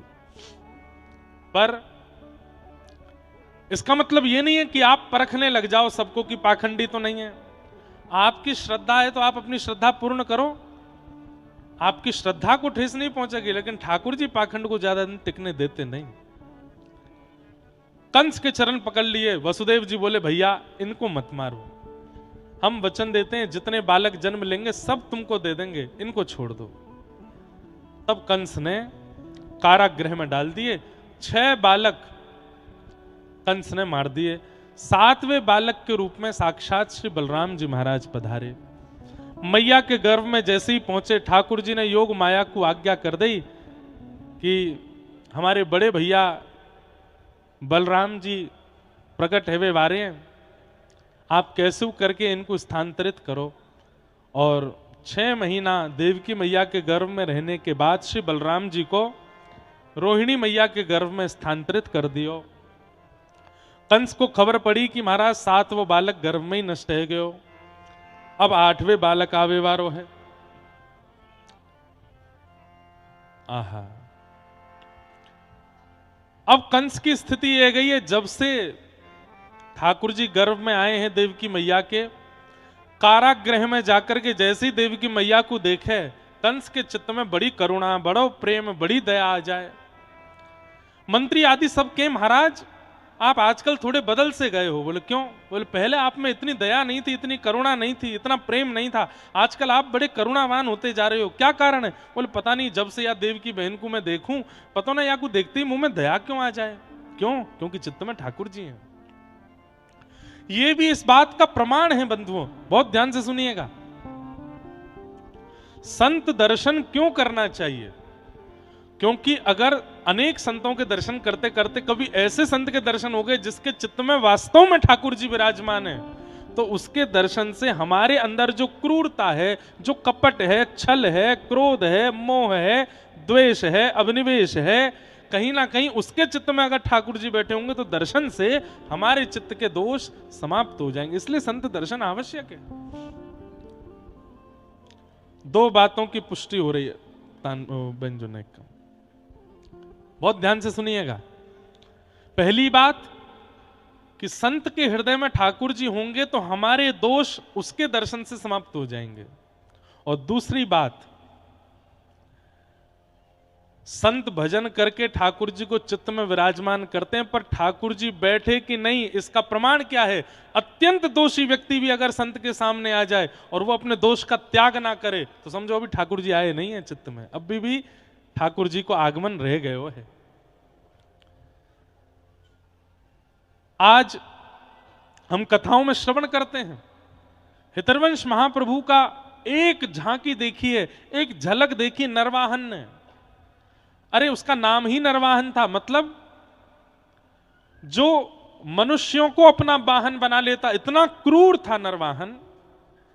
जैसे ही मदन टेर पर विराजमान श्री राधा वल्लभलाल जी की सेवा कर रहे श्री हितरवंश महाप्रभु को जाकर के देखा, तो हितरवंश महाप्रभु कहते हैं ठाकुर जी को देख रहे तो पीछे नरवाहन खड़ा था, तो महाप्रभु जी ने केवल इतना मुंह घुमाया, आधा मुख देख करके नरवाहन की स्थिति ये हो गई, प्राण हरिवंश जीवन हरिवंश, प्राण राधा वल्लभ जीवन राधा वल्लभ, यही कीर्तन करने लगा वो नरवाहन, केवल आधा मुख देख करके।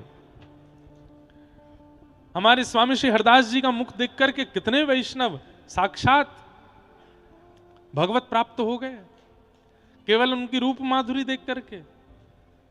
आज भी हमारे भारतवर्ष में वृंदावन में ऐसे कई संत महापुरुष हैं, उनकी उपस्थिति, केवल उनका आना और हमारे सामने आकर के खड़ा होना हमारे हाथ पैरों को झकझोर देगा, नेत्रों से अविरल अश्रु निकलने लग जाएंगे, मन के जितने विकार हैं सब पर ग्लानि होने लग जाएगी।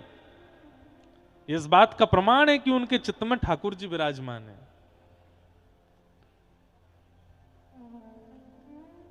हम आप सब लोग गृहस्थी हैं, जितने यहां लगभग बैठे हैं लगभग गृहस्थी बैठे हैं, हम सब गृहस्थाश्रम में रहते हैं पर भजन करते हैं। जरूरी नहीं है कि संत महापुरुषों के चित्त में ठाकुर जी बैठे होंगे तो उनके रूप दर्शन या उनकी उपस्थिति से ही किसी के मन में विकार नष्ट होंगे।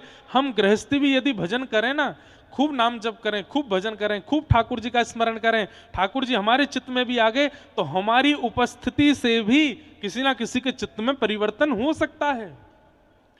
हमारा प्रभाव नहीं होगा, वो हमारी वाणी प्रभावशाली नहीं होती, हमारा रूप प्रभावशाली नहीं होता, हमारी उपस्थिति प्रभावशाली नहीं होती, प्रभाव होता है हमारे चित्त में बैठे हुए ठाकुर जी का। और एक बात सुनिए, जिसकी उपस्थिति प्रभाव डाल भी देती है, कई बार कई लोग ऐसे होते हैं कि उनके आने से हम लोगों के आंख मन बुद्धि में वही दिखते रहते हैं, फिर कई बार व्यक्ति का भी प्रभाव होता है, तो व्यक्ति का प्रभाव कल्याणकारी नहीं होता, उससे कल्याण नहीं होगा हमारा, और कुछ दिन बाद वो निकल भी जाएगी स्मृति से उसकी स्थिति। पर जिसके चित्त में ठाकुर जी बैठे होंगे वो यदि एक बार भी सामने आ गया होगा, उसका चिंतन चित्त से जाएगा नहीं, सदा उसकी स्थिति, सदा उसका चिंतन बना रहेगा। तो तिलक स्वरूप लगाते हैं, नाम जप करते हैं, कंठी पहनते हैं, एकादशी करते हैं, लेकिन हमारी उपस्थिति से किसी का क्रोध कम ही नहीं हुआ, तो ये बात मान लेनी चाहिए कि अभी चित्त में ठाकुर जी नहीं है हमारे। हमने कितनी बार अनुभव किया अपने पूज्य गुरुदेव के लिए, हमारे वृंदावन के कई संतों के लिए इतनी भयानक परिस्थिति हो गई कि महाराज अब तो लड़ाई झगड़ा होकर के ही सब खत्म होगा, लेकिन उनके आते ही, उनके दो शब्द बोलते ही अपने आप सब समाधान हो गया, सब शांत हो गया। कैसे? यही बात कितने लोग पिछले 2 घंटे से कह रहे थे, कोई नहीं मान रहा था, लेकिन एक महापुरुष आकर के वही बात बोल देते हैं तो सब समाधान हो जाता है। कैसे? क्योंकि उनके चित्त में ठाकुर जी विराज रहे हैं। यशोदा मैया के गर्भ में ठाकुर जी हैं, इसलिए कंस अपनी क्रूरता भूल रहा है। कंस अब कैसे जाता है कारागृह में, अपने सैनिकों से कहता है सुनो, नीचे जाते ही मेरे आंखों से आंसू निकलने लगेंगे, मुझे दया आने लगेगी, मुझ में बहुत करुणा आ जाएगी, मैं कारागृह खोलने को कहूंगा, खोलना नहीं, खींच करके मुझे वहां से लिया ना। पता नहीं क्यों देवकी को देखते ही मुझे दया आ जाती है। क्यों? क्योंकि उनके गर्भ में ठाकुर जी हैं। दया का स्वभाव, करुणा का स्वभाव, प्रेम का स्वभाव, ये मानव का स्वभाव नहीं है, ये ठाकुर जी का स्वभाव है। अगर किसी के अंदर दया ज्यादा दिखे ना, तो ये समझ लेना कि कभी तो याकू ठाकुर जी को अनुभव भयो है, तभी आपके अंदर दया है। किसी के अंदर प्रेम ज्यादा दिखे तो अनुभव कर लेना कभी किसी महत्पुरुष का दर्शन इसको हुआ, तभी इसके चित्त में प्रेम है। कंस पहरेदार बढ़ा दिए, सैनिक बढ़ा दिए, लेकिन भादों का महीना आया, रिम झिम बारिश हो रही है, मंदम मंदम जलधरा, और जैसे ही रात्रि का समय हुआ, गहरी नींद में सोए हैं सब मथुरावासी, गोकुलवासी, पूरे ब्रह्मांड के निवासी, सब गहरी नींद में सोए हैं। केवल आकाश में बादलों की ओट में कहीं कहीं चंद्रमा दिख रहे हैं। तभी पवन देव मंदिराचल पर्वत पर जितने चंदन के पेड़ हैं सबसे अनुग्रह करते हैं कि आप सब अपनी सुगंधी मुझको दे दो, मुझे पूरी पृथ्वी को जाकर के सुगंधित करना है। क्यों? ठाकुर जी आने वाले हैं। आकाश से रिमझिम वर्षा नहीं हो रही है, मानो पवित्र नदियों के जल एकत्रित करके समस्त बादल पहुंचे हैं इंद्र के पास, और इंद्र उन्हीं को झड़का रहे हैं और पूरी मथुरा नगरी को, पूरे व्रजमंडल को पवित्र कर रहे हैं कि ठाकुर जी आने वाले हैं। सब गहरी नींद में सोए हैं, और तभी रात्रि के जैसे ही मध्य रात्रि हुई, एक दिव्य तेज प्रकट हुआ कंस के कारागृह में। वसुदेव देवकी के सन्मुख दिव्य तेज जैसे ही थोड़ा सा ओझल हुआ, शंख चक्र गदा पद्मधारी श्रीमन नारायण भगवान ही साक्षात देवकी के गर्भ से प्रकट हो गए। बोल बाल कृष्ण लाल की। देवकी वसुदेव हाथ जोड़ करके प्रणाम करने लगे। तमद्भुतम बालकमं भुजक्षणम चतुर्भुजम शंख गदायुधायुधम श्रीवत्सलक्ष्मं गलसौभकौस्तुभम पीतांबरम सांद्रपयोदसौभगम। कैसे हैं ठाकुर जी? सब लोग इधर देखो। तमद्भुतम बालकम, पानी पी लो पहले, आगो पानी। अब बाबा एक जगह धर दो, अपने आप ले लेंगे जिन्हें प्यास लगी होगी। हाँ बस ले लो अपने आप, और धीमे धीमे बिना कोई को बताए सबन को बट जाए। हाँ लाला तू ही बांट दे सबन में, बस। जय हो, आपकी सेवा की बलिहारी, जय हो। एक आध पानी यूं दे जाए करो।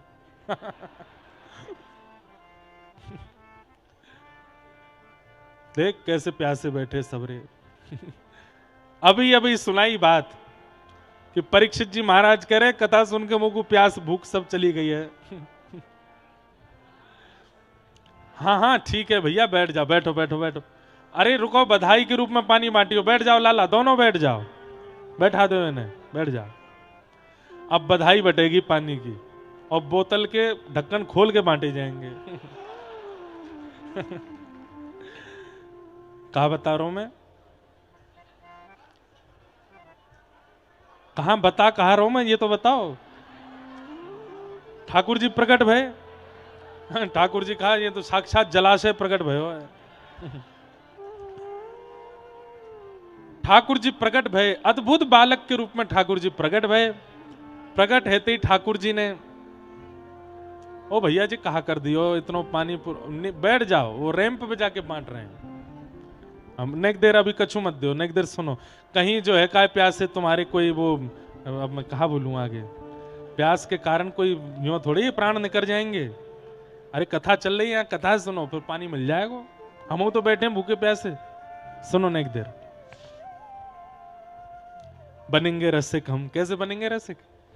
प्यानी की प्यास तो छूट ना रही हमारी। अरे भैया ऐसी प्यास श्री प्रिया प्रियतम के सुंदर लीला विलास की है जाएगी, तब रसिक बनोगे।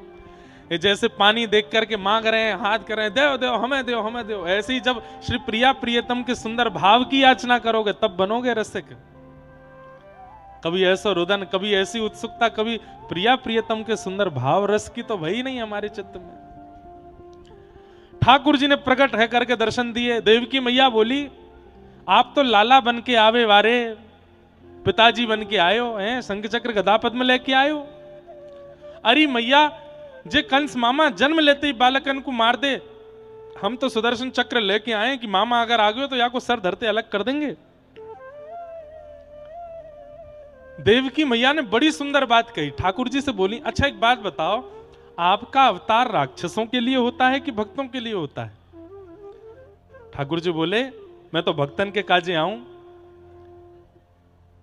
मैं भगतन को दास, भगत मेरे मुकुट मणि। मैं भगतन को दास, ये हमारे ब्रज को रसिया है। मैं भक्तन को दास, भगत मेरे मुकुट मणि। कल सुनाऊंगा है, हाँ अभी तो और रसिया भी है।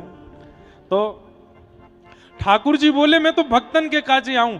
तो बोले, भक्तन के काजे आओ तो फिर ये संग चक्र लेके काहे को आए हो?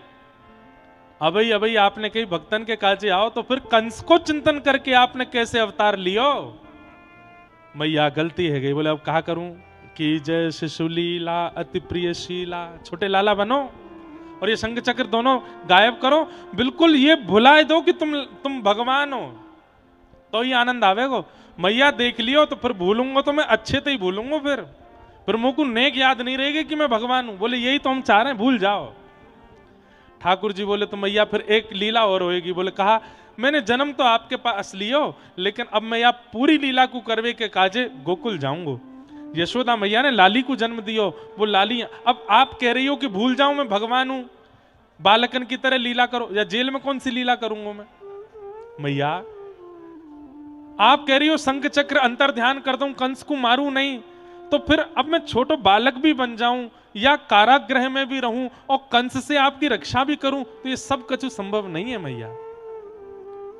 तो मैया अब एक काम होएगा। बोले, कहा मैं अभी जैसे ही संग चक्र अंतर ध्यान करूंगा, भूल जाऊंगा कि मैं परमात्मा हूं। वास्तव में आप मुंह को यहां से लेकर के गोकुल चली जाइयो और गोकुल में जाके यशोदा मैया के बगल मुंह को सवाई दियो, फिर बालकन की सी लीला, मानवन की सी लीला मैं वहां करूंगा और वहां करके 11 वर्ष 56 दिना तक लीला करके फिर आऊंगा। अभी आप काल कोठरी में क्या करूंगा मैं? अगर बालक बन भी गए हो तो आप चाह रही हो बालक बनूं, तो मुझ को बाहर जाना पड़ेगा। कैसे जाओगे बाहर? हथकड़ी बेड़ी लगी है, सैनिक सोए हैं, ताले लगे हैं। ठाकुर जी बोले, अभी मैं भगवान हूं, मुझ को गोद में ले। जैसे ही भगवान गोद में आमे, जैसे ही भगवान कोई के जीवन में आमे, सबरे बंधन खुल जाए मैया वाके। वसुदेव जी आप भुजा पुसार के मुंह को अपनी गोद में ले लो। वसुदेव जी ने जैसे ही ठाकुर जी गोद में लिए, हथकड़ी खुल गई, बेड़ियां खुल गई, चट्ट चट्ट ताले खुल गए, सब दरबान सो गए। ठाकुर जी बोले, है क्या काम? बोले, हाँ अब तुम बालक बन जाओ। सोई ठाकुर जी नेक से लाला बन गए और ले करके अपने सिर पर श्री वसुदेव जी महाराज गोकुल की ओर प्रस्थान कर गए। गोकुल में गए, यमुना जी बीच में पड़ी। यमुना जी में आज बाढ़ आई है। बोले, काई को? यमुना जी बड़ी इतराम है। काई को इतराम है? सबरी नदीन ते जाए के कहें, तुम्हें पता हो मेरे पति कौन? बोले, कौन? साक्षात त्रिलोकीनाथ मेरे पति हैं। सबरी नदी के है, चल झूठ बोला है। वो काई को तेरे पति? अच्छा भरोसा ना है तो फिर आए जाइयो भादों की अष्टमी पे, मथुरा में दर्शन कराए दूंगी अपने पति को। तो आज, अब ये तो खैर हमारे ब्रज के भाव से रसिक बनाए के बोले, आज भारतवर्ष की समस्त नदियां यमुना जी में आई हैं। क्यों? ठाकुर जी का दर्शन करने के लिए। जैसे ही वसुदेव जी महाराज ठाकुर जी को लेकर के यमुना जी में गए, एक उफान भर के यमुना जी ने ठाकुर जी के चरण स्पर्श करा के, मतलब समस्त नदियों को पवित्र कर दिया। तुरंत यमुना जी ने मार्ग दियो, वसुदेव जी ठाकुर जी को लेकर के गोकुल पहुंचे। हमारे नाना जी कहो करते, बोले, लाला सब सोए हैं, केवल 4 लोग जगे। कौन कौन? एक तो वसुदेव और देवकी, और 2 और जगे हैं। बोले, कौन? कुबेर के पुत्र नलकूवर और मणिग्रीव, ये दोनों वृक्ष बन के गोकुल में खड़े हैं। तो हमारे नाना जी कहो करते, बोले, लाला संतन के द्वारा दियो गयो श्राप भी आशीर्वाद बने, या को प्रमाण कहा है? मैंने कहा, कुबेर के पुत्रन को श्राप दियो नारद जी ने कि जाओ तुम वृक्ष बन जाओ। वो कहां जाके वृक्ष बने? या कोरे बीरान जंगल व्रज में आके वृक्ष बने। तब तो यहाँ कछु ना हो। धीरे धीरे बसावट शुरू भई, धीरे धीरे ब्रजवासी आए के रहने लगे। और एक दिन आयो जब ठाकुर जी ने जन्म लियो मथुरा में और जन्म लेकर के गए गोकुल, तब दोनों नलकुबर मणिग्रीव कहने लगे जय हो संतन को आशीष। भले हमें श्राप दियो, लेकिन आज वो श्राप आशीर्वाद में परिवर्तित है। साक्षात ठाकुर जी हमारे सामने आए हैं। नलकुबर मणिग्रीव ने उनको दर्शन कियो। देव की मैया के, यशोदा मैया के बगल में लाला सुवाए के लाली ले जाए करके वापस मथुरा पहुंचे। हथकड़ी बेड़ी लग गई, सबरे दरबान उठ गए। कंस दौड़ करके आयो, लाली को पृथ्वी पर पटक दियो। अष्टभुजी देवी भद्रकाली के रूप में वो बालिका प्रकट है गई। बोले अरे दुष्ट कंस, तू जा अपने शत्रु को खोज रहे है और जाके जन्म ना लेवे के कारण तेने इतने सारी योजना बनाई, वाने तो जन्म ले लियो। कहां लियो? बोले 84 कोस के भीतर लियो है। कौन सी जगह लियो ये नहीं बताऊंगी, अब तो तू ढूंढ बाकू। और वो एक दिन आवेगो और तेरो वध करेगो। अष्टभुजी देवी भद्रकाली इतनो कह करके वहां से चली गई। वही विंध्यवासिनी मैया है, विंध्याचल में विराजमान ठाकुर जी की बहन। यहां गोकुल में सब ब्रजवासीन को अब लगवे लगी कि भैया अब के लाला होएगो। नंद बाबा और यशोदा मैया के यहां अब के लाला होएगो। नंद बाबा और यशोदा मैया एक रात्रि पहले ही एक दूसरे से चर्चा करते भाई अपना स्वप्न बता रहे। अरे नंदरानी यशोदा, कल तो मैंने एक स्वप्न देखो। बोले कहा देखो? बोले मैंने ऐसो देखो, एक नीलमणि जैसो बालक मेरी गोद में बैठो है। वहां को मुख नहीं देखो, मुख गुंगराले केश हैं, छोटे छोटे हाथ हैं, छोटे छोटे चरण हैं। मेरी गोद ते उठ करके वो बालक कहीं को जा रहे हो और मैं वाकू पकड़ के वाकू मुख देखना चाह रहा हूं, लेकिन इतने में ही वो बालक जन कौन सी अंधेरी कोठरी में घुस गया हो। मैंने वहां जाके खूब ढूंढो, मुझको नहीं मिलो। यशोदा मैया बोली मैंने भी एक स्वप्न देखो। बोले कहा? बोले वही बालक जो आपकी गोद से उतर के आयो, वो काली कोठरी में घुस के फिर मेरे पास आए कि मेरे आंचल में आए के छुप गए हो। और जैसे ही मैंने आंचल हटाए कि मैंने वाको मुख देखना चाहो, मेरो स्वप्न भी पूरा है गयो। दोनों को नीलमणि बालक दिखो लेकिन मुख नहीं दिखो।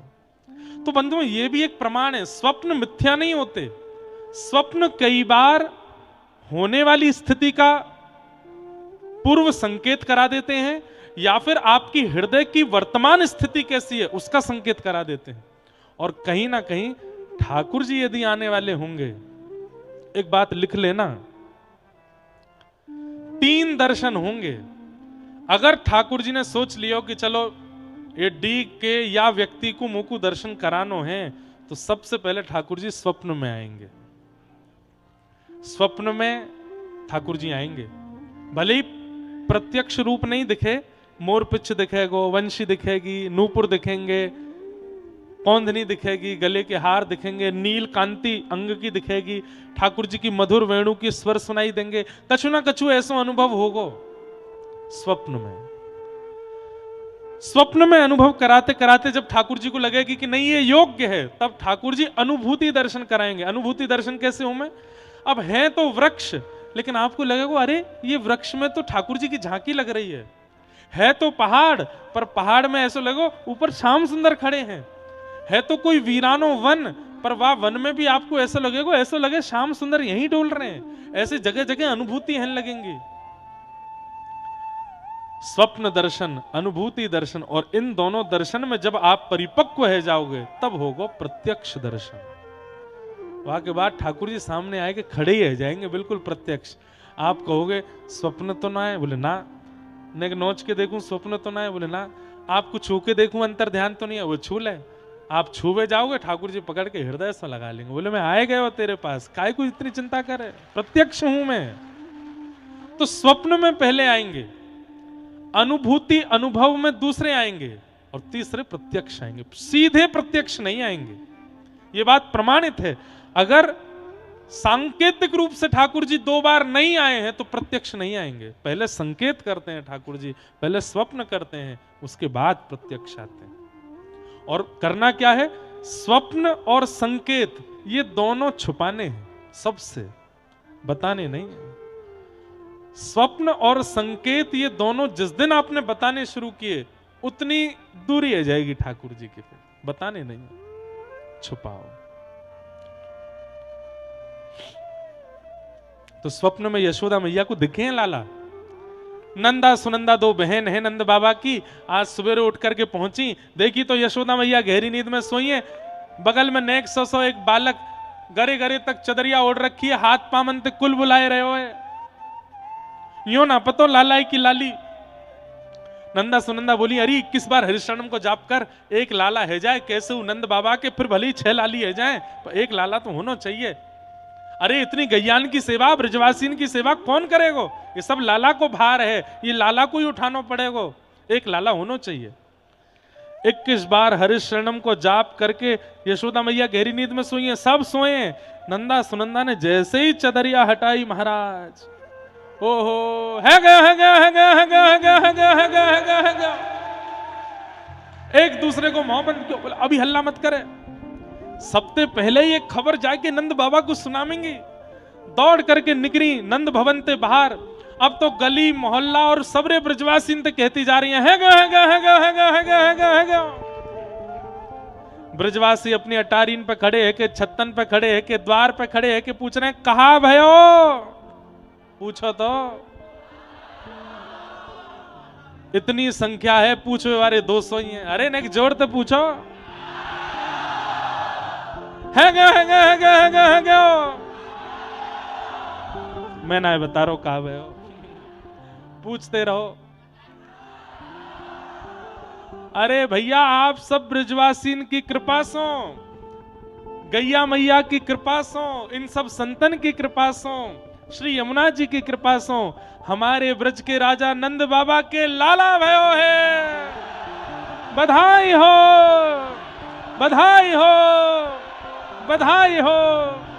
अरे महाराज सब ब्रजवासी तो बिल्कुल ऐसे है गए, बोले अरे भैया हमारो लाला भयो है, नंद बाबा को लाला, हमारो लाला है।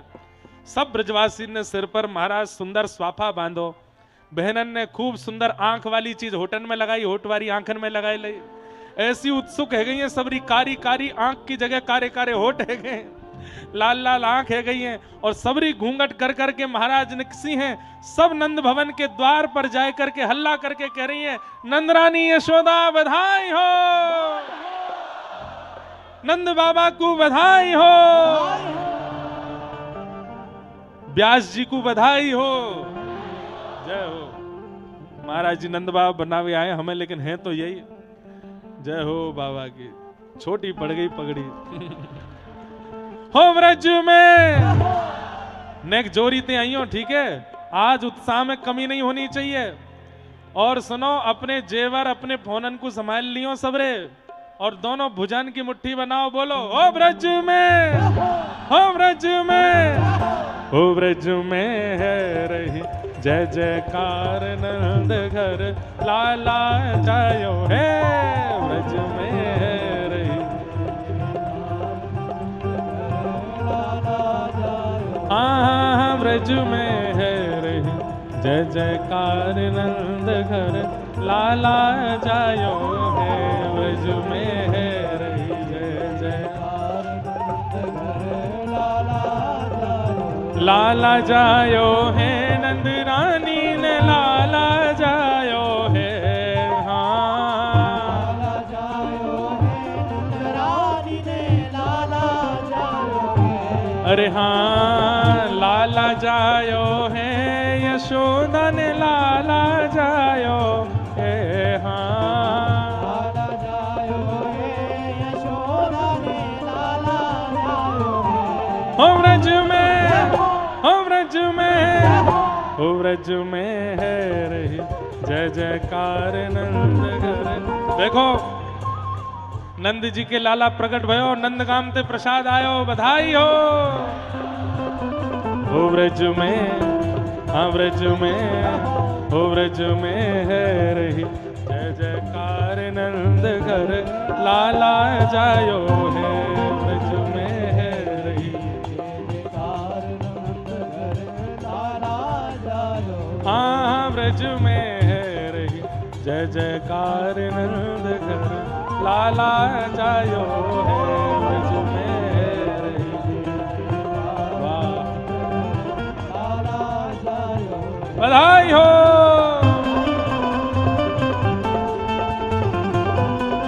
चकाचक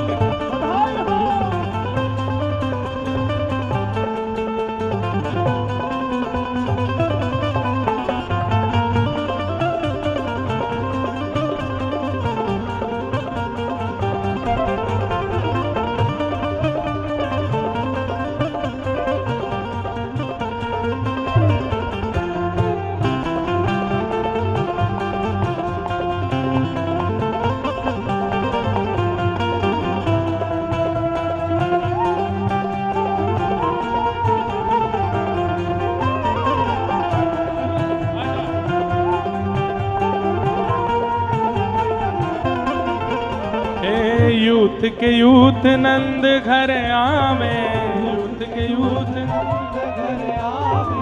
यूथ के यूथ नंद घर आवे, ग्वाल बाल सब हिल मिल गावे, ग्वाल बाल सब हिल मिल गावे, हो सब हिल मिल गावे, सब हिल मिल गावे, यूथ के यूथ नंद घर आवे,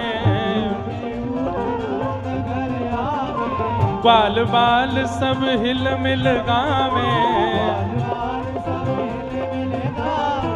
ब्रह्मानंद समान आज सुख सबने पायो है, हाँ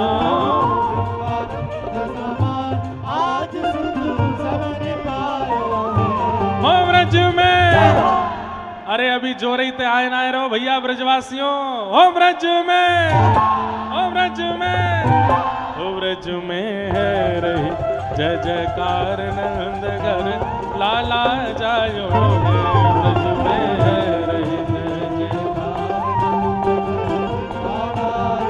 हाँ ब्रज में है रही जय जयकार नंद घर लाला जायो है, ब्रज में बलनंद के लाला की।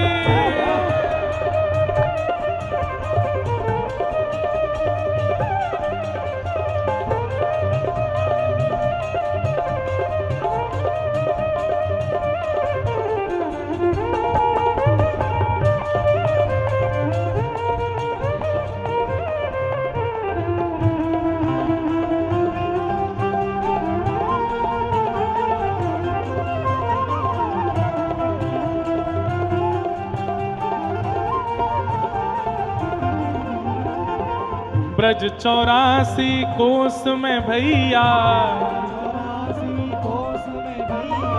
ब्रज 84 कोस में भैया, सब कहें धन्य यशोदा मैया, सब कहें धन्य यशोदा मैया, हे यशोदा मैया, हाँ यशोदा मैया, सब कहें धन्य यशोदा मैया, 80 साल की आयु में सुत ऐसो जायो है, हाँ 80 साल की आयु में सुत ऐसो जायो है, हो ब्रज में, हो ब्रज में, हाँ ब्रज में है रही जय जयकार नंद घर लाला जायो है, ब्रज में है रही जय जयकार नंद घर, हाँ ब्रज में है रही जय जयकार नंद घर लाला जायो है,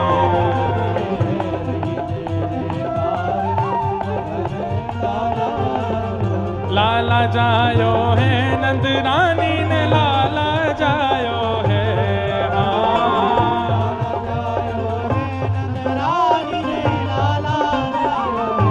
यशोदा ने लाला जायो है, यशोदा ने लाला जायो है, यशोदा ने लाला जायो है, यशोदा ने लाला जायो है, हमारो लाला आयो है, हमारो लाला आयो है, हमारो लाला आयो है,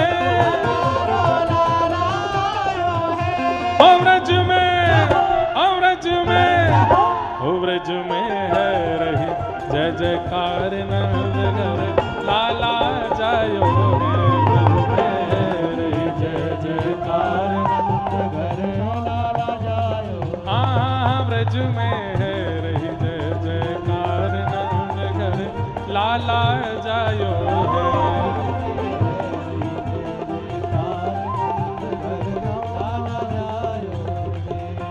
हे नंद घर आनंद भयो, नंद घर आनंद भयो, जटेरी आनंद भयो, जटेरी आनंद भयो, हे नंद घर आनंद भयो, नंद घर आनंद भयो, हे नंद झुके लाला भयो, आनंद झुके लाला भयो।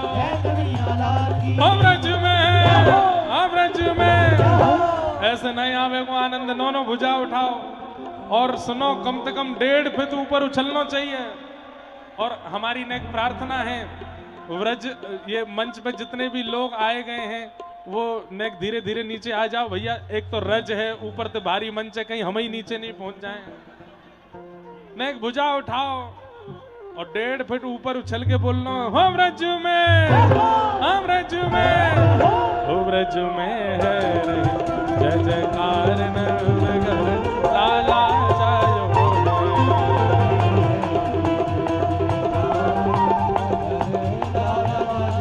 हाँ ब्रज में है रही जय जयकार नगर लाला जायो।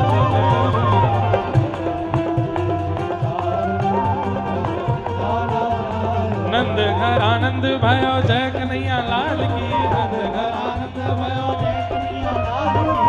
घर आनंद भयो, जय कन्हैया लाल की, नंद घर आनंद भयो, जय कन्हैया लाल की, जय कन्हैया लाल की, नंद घर आनंद भयो, जय कन्हैया लाल की, नंद घर आनंद भयो, यशोदा के लाला भयो, जय कन्हैया लाल की, यशोदा के लाला भयो, जय कन्हैया। ओ ब्रज में है रही जय जयकार नंद